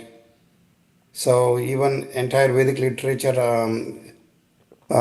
says the same thing. And another nice point about you made is about the money. Even in several places in Bhagavatam, there are a couple of verses they talk about money. In one of the verses it says, money is so dear that one conceives of money as being sweeter than honey. Therefore, who can give up the desire to accumulate money, especially in household life? Thieves, professional servants, and merchants try to acquire money even by risking their very dear lives. This is 7th canto, Can you chapter turn 6. it down a little? It's too loud for me. I'm not hearing this properly. Can you turn the volume down a little bit? I'm sorry, Prabhu. Carry on. So in 7th canto, chapter 6 and verse 10. Too far. And in another place, in Bhagavatam it says, one may claim proprietorship to as much wealth as required to maintain body and soul together. Somebody's But gonna one have who to desires translate. proprietorship over more than that must be considered a thief, and he deserves to be punished by the laws of nature. I'm very sorry, but I'm not catching it with your accent. I'm not used to that. I'm sorry. 7:14:8. Can somebody- 7th canto, Yeah. 14th verse and 14th chapter and 8th verse. Okay. Prabhu said that he resonates with the suffering of the material world, entering crying and then leaving everyone else crying at the end. And then he also mention this reference here of the statement of the Srimad Bhagavatam about being, not this one, being sweeter than honey, money. And I speculate that he's trying to connect it to what you said about the author of the Course of Miracles. No, the translation. No, this is not it. Money is sweeter than honey. I think it's the 7th different chapter. He made these 2 points mainly about the misery of the material world, and then always seeking money. Yes. So it Mainly. wasn't a question, it was a reflection. Reflection, Thank yes, you. Prabhu. Thank you very much. I'm very Just sorry. a reflection. I'm very sorry. I'm a little deaf now, and I'm not used to some of the accents. That Mataji had something? The lady had a question or a comment? Hare Krishna Prabhuji, so glad to see you at ISV. We met at Mukharavindra Prabhu's place last year when you were visiting ISV. You and Sarvamangal Mataji. Am I audible? What did she say? Yes. Yeah, I recognize you. Yes. So I recently moved from Bay Area to Arkansas, which is a neighboring state of Missouri that you were visiting a couple of weeks back. And it's very unfortunate that I missed getting your association over there. I was visiting Kansas City around that time when you were there. And I wanted to know, like, how can I, if you are visiting again next time over this on central to east side of US, how can I get your itinerary? Is there a way I can connect with you outside of this classes? Where are you now? I am in Arkansas. We don't have a temple here, but we have a small congregation of 30 to 40 devotees. We meet every Friday. So I was hoping when you are visiting here next time, you can grace us with your association. Where is she? Arkansas. Oh, Arkansas. That's next to Kansas, right? Yes. Yeah. Well, yeah.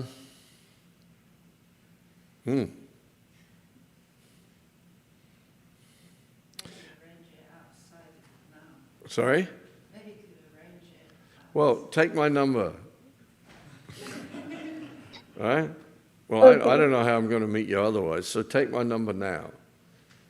Well, it's plus Right six, now. plus Okay. six, plus 61 Mm-hmm. 416 260 275.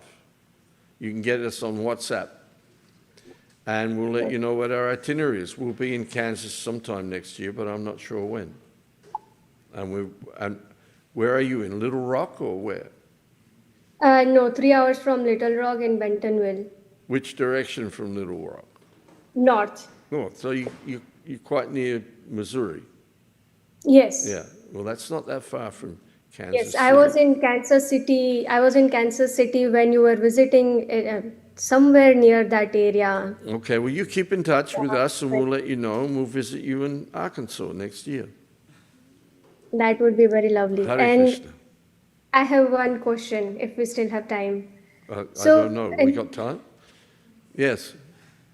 So in Bhagavad Gita, everywhere we do not see the Ved Vyas mention that Krishna is speaking. Like, it is always Bhagwan Vacha. Arjun has spoken different names of Krishna, right? But many times this has come up with my conversation with other people that it is not mentioned anywhere that Krishna is speaking Bhagavad Gita. It is always Bhagwan Vacha. How do we explain that it is not that Krishna is ordinary human being and he's being referred to as Bhagwan because he's in that supreme state while he is giving that knowledge to Arjuna? Krishnastu Bhagavan Swayam. Krishna is the Bhagavan. Krishna is Bhagavan. There is that term sometimes is used to describe great personalities, but Krishnastu Bhagavan Swayam. Krishna is the Bhagavan, the source of all opulences. And it's an honorific title, honorific name of Krishna, Bhagavan Sri Krishna. So with that deference, Vyasadeva uses the term, primarily to stress that he's the source of all knowledge, which is what he's giving Arjuna, transcendental knowledge in the Bhagavad Gita. Krishna is known by so many names, unlimited names, and how those names are used. Arjuna addresses Krishna by so many names in the Bhagavad Gita. So what is their actual question? How do we tell this to explain them that Krishna is Bhagwan and he is not just some mundane human form who has a beginning, who was born and died in this material world? Well, that depends on whether you're a devotee or not a devotee. All of those external activities where Krishna appears to take birth like an ordinary human being, and he appears to die like an ordinary human being, is to bewilder atheistic people who are envious of him.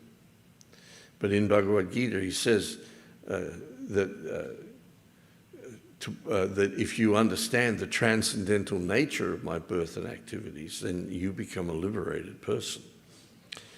So, and he also explains to Arjuna in that 4th chapter that because you're my devotee and my friend. And then even further, in the 9th chapter, he says, I'm telling you this because you're never envious of me. So, first of all, in this regard, a person has to be desperate for knowledge and not puffed up thinking they know something. If you really want to learn a subject and you're really honest with yourself that you don't know anything about it, then you'll take a humble position and you approach somebody who is in knowledge and you'll act accordingly. Tat vidi pranipatina pariprashnena sevaya. So until and unless one is prepared to take a humble position and actually admit, I don't know, then they think they know. I think I know. I'll speculate about something and I'll give reason and arguments to justify me not accepting something, especially in relationship to surrender to the Supreme Personality of Godhead.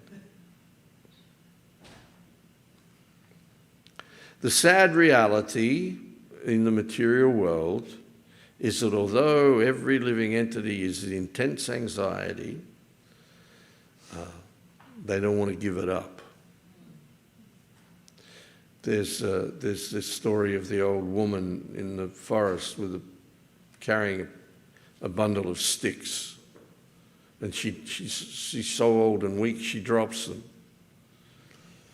And then she's thinking, what am I going to do? I can't pick these things up. They're too heavy for me. What am I going to do?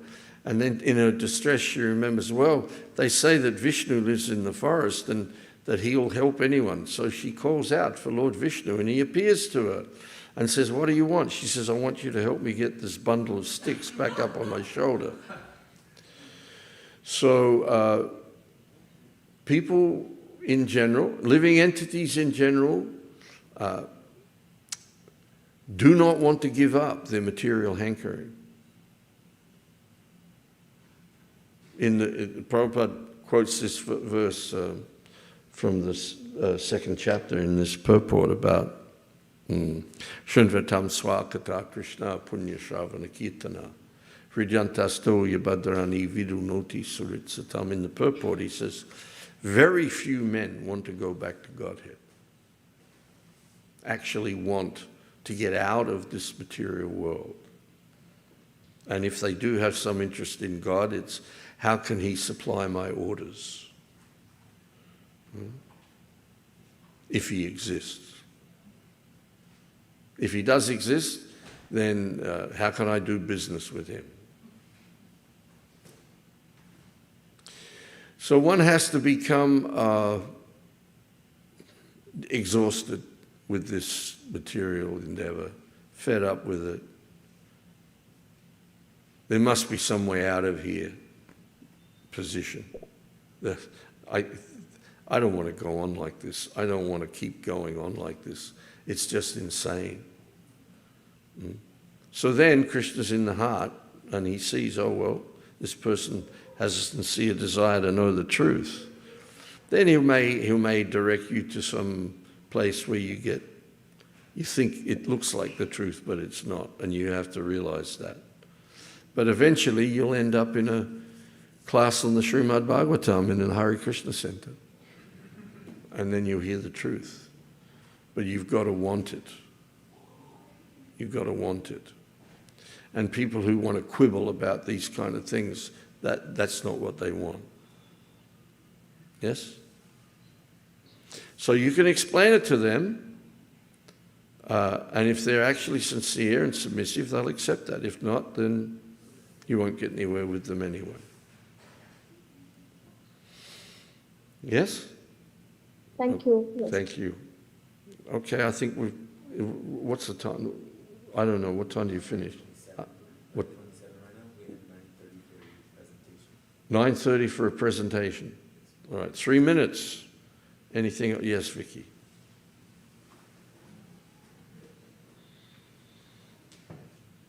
Hare Krishna, thank you very much for your class.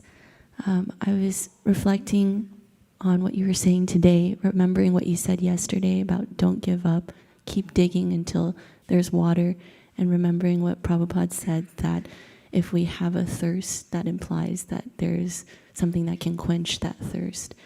And I have a question in regards to that there's a temporary forgetfulness of the material world when we hear spiritual topics or topics about Krishna. And that's certainly part of what attracted me to the movement. But I also want to know, when going out to share this knowledge, how do I avoid both spiritual bypassing and also watering it down and reach a balance of enlightened engagement?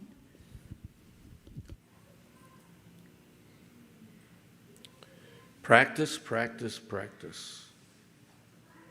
You can't avoid these things to start with because we're incompetent. There's 4 stages of learning something. Firstly, there's the stage where you're unconsciously incompetent. You don't know what you don't know. Then through training and education and practice, you become conscious of all your incompetencies. You know all this. And then you continue to practice, and then you become consciously competent until eventually you become unconsciously competent. Vaisheshika Prabhu is a good example of this. He's so good with people. Yes? You can see he can meet anyone and connect with them. It's not just because he's a nice person. It's because on the streets of various cities around the world over a period of 50-odd years, he's probably encountered 1 million people. So you learn a lot by doing that. There's no substitute for practice, and there's no substitute for gathering experience. You've got to do your time.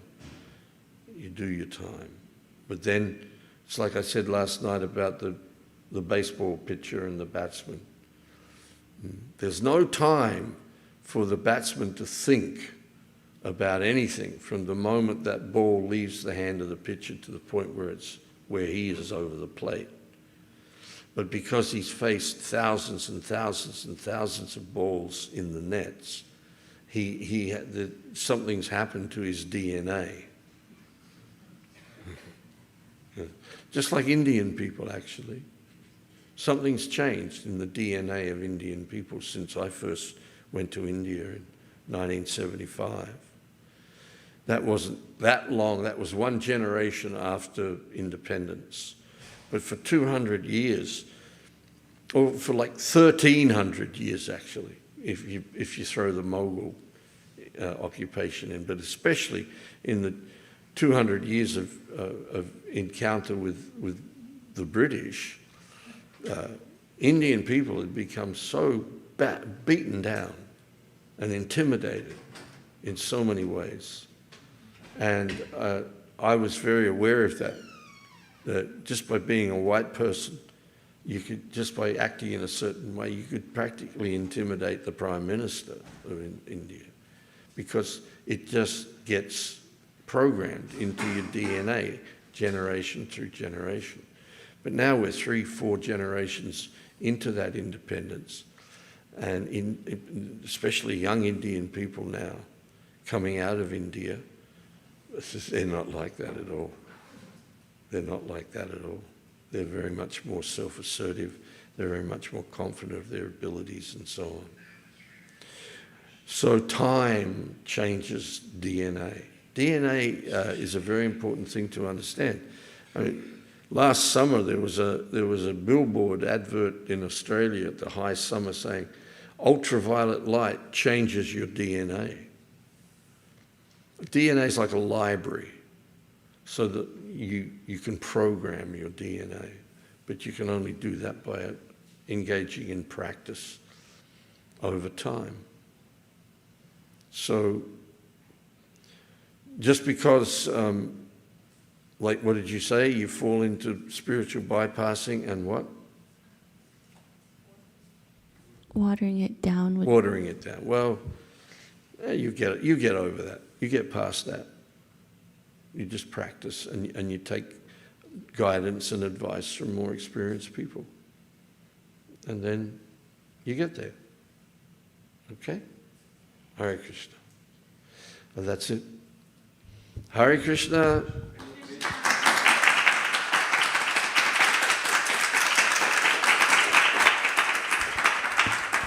Srila Prabhupada ki jai. Hare Krishna. So we have a presentation now? Come on. I'll get out of the way.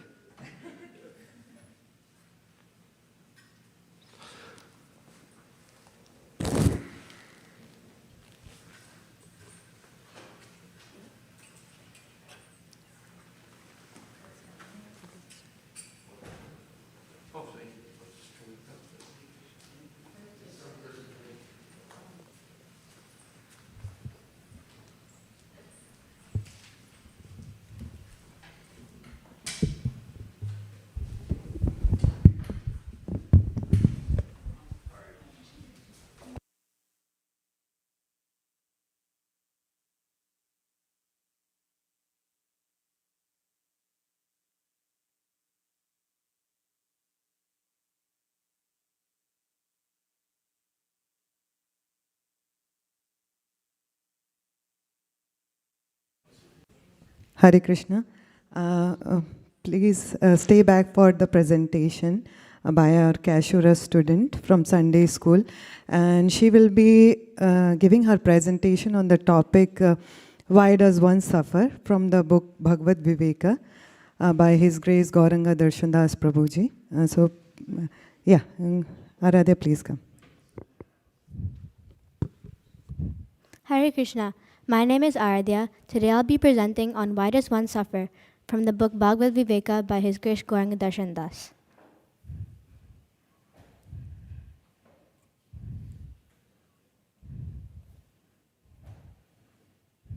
Introduction. Today I'll be presenting on the topics Why Does One Suffer? What are the expert opinions? Who's the real cause? Tolerating the inevitable, mature vision and responsible action, and why do devotees suffer? Why does one suffer? It's the natural human instinct to always be in pursuit of happiness. But sometimes, in this material world that is full of misery, that is impossible. As the saying goes, as you sow, so shall you reap. Many people accept this idea, but inconsistently. People tend to take credit for their success, but question when results are unfavorable. Similarly, devotees who believe that happiness is the Lord's will may be bewildered when they see other devotees in suffering. They may ask, "Well, how is the Lord being so unkind to put his devotee in misery?" What are the expert opinions? In Srimad Bhagavatam, Canto 1, Chapter 17, Parikshit Maharaj confronts the age of Kali personified for harming a cow, Dharma, a bull, Dharma, and a cow, Earth. Parikshit Maharaj asked the bull to name the cause of their suffering. The bull said it's difficult to pinpoint one specific cause because many philosophers differ. Some attribute suffering to one's own self, Atma, some to superhuman powers, Daiva, some to activity, Karma, and some to nature, Swabhava. Who's the real cause? All the opinions of these philosophers are incomplete because they fail to recognize the sanction of the Supreme Lord, which is Sarva Karana Karanam. The symptoms of a disease may indicate the immediate cause, but only an expert physician can identify the root cause. Although the bull and cow were suffering, since they were devotees, they could understand that no one could inflict misery upon them without the sanction of the Lord. Devotees try to tolerate misery, seeing it as a result of their own past deeds. Srimad Bhagavatam 10.14.8 Tattenu kampam susamikshamano bunjana evatmakridam vipakam hidvagva purvir vidada namaste jivetayo muktipade sadayabak. Translation: My dear Lord, one who earnestly waits for you to bestow your causeless mercy upon him, all the while patiently suffering the reactions of his past misdeeds and offering you respectful obeisances with his heart, words, and body, is surely eligible for liberation, for it has become his rightful claim. Tolerating the inevitable. Lord Krishna says that this world is a place of suffering, dukkhalaya. A mature person accepts the inevitable sufferings as a result of their past misdeeds, and which ultimately leads to their own purification.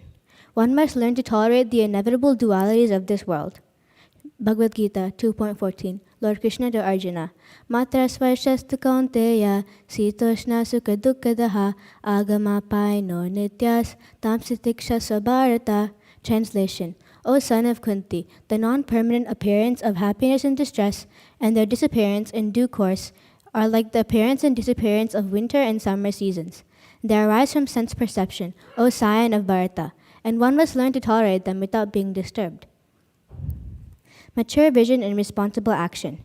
We need to know that the ultimate cause of our suffering comes from the divine will, and still act responsibly, as Dhruva Maharaj did. Dhruva Maharaj's brother was killed by a yaksha, and it was his duty to go and punish the yakshas, so he went to fight them. Once he became extremely angry and started killing many yakshas for one yaksha's mistake, Manu came and stopped him. Dhruva humbly followed his advice and restrained from killing the yakshas. Dhruva's mother, Suniti, also exemplifies this level of maturity by guiding Dhruva away from blame and revenge and teaching him the following: Never desire harm for others. Everyone suffers as a reaction to their own past deeds. Whatever may be your desire, worship the Supreme Lord to fulfill it. Why do devotees suffer? Pure devotees like Prahlad Maharaj, Queen Kunti, and the Pandavas may not have any bad karma like ordinary people, but the Lord puts them in difficult situations to show how faithful they are, even in the midst of calamity. Suffering also increases the devotee's eagerness to call upon the Lord to appear. The Lord incarnates in this world as Krishna, Rama, and Narasimha to deliver his devotees and destroy the demons. Just as lamplight appears more attractive in the darkness and food tastes especially good when you're hungry, the Lord's appearance and activities appear even more relishable after a period of suffering. Conclusion. Suffering is inevitable for all people, but devotees understand that the Lord puts them in difficult situations for their own purification. By learning to tolerate suffering with a forgiving heart, while responsibly taking necessary corrective actions, one can transcend this world of suffering. Thank you, Hare Krishna.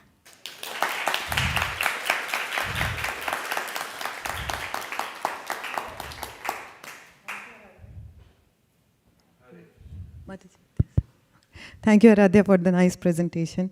Now it's time for questions and comments. Anyone, if you have any questions or comments, please go ahead. You can raise your hand, I can bring the mic to you. Anyone? It was a very nice presentation. The slides you. were very, very well done in Thank you. terms of how you paced things through. I really appreciated that. Thank you. So I'm curious to know if this has helped you at all with times when you're suffering. This has helped me, like knowing that like suffering is all the Lord's will, and knowing that your past karma is the cause of your suffering kind of helps you like know that that there's a reason for my suffering. Thank you. Vicky Mataji, you raised your hand. Shall I?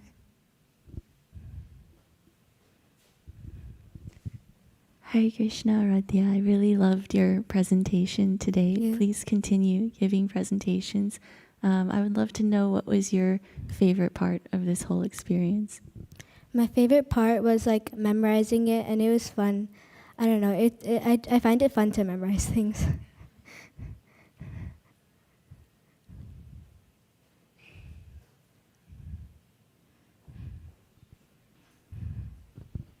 Hare Krishna Aradhya. Yeah, it was really wonderful presentation, and I really liked the verses you recited. Yeah, so those were like a very meaningful verses, and those are like a really showcasing the how the suffering is inevitable. Yeah, so that was really good part of the presentation. Thank you. Yeah.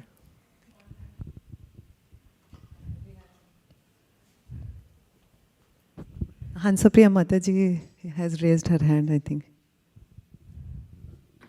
Hare Krishna Aradhya, very well done. Thank you. I just thought that I should do share that you're really good in reciting verses. So that's your strength. So hopefully you will continue to recite many more verses because you recite so beautifully. It just like straight to the heart.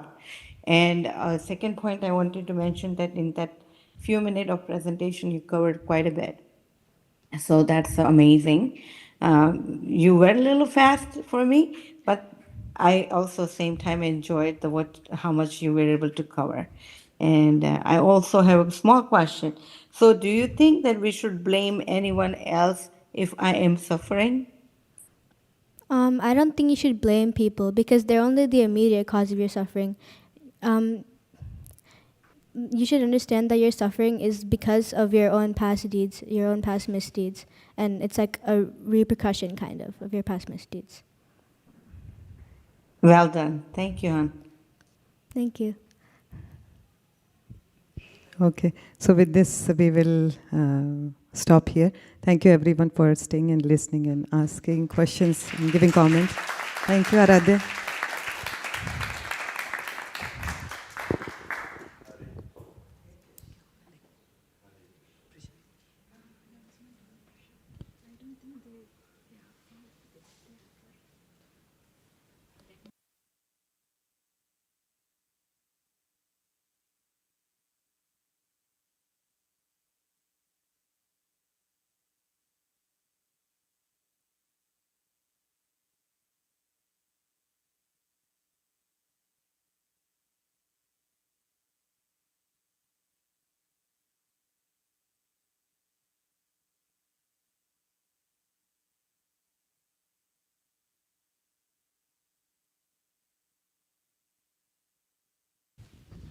Hare Krishna.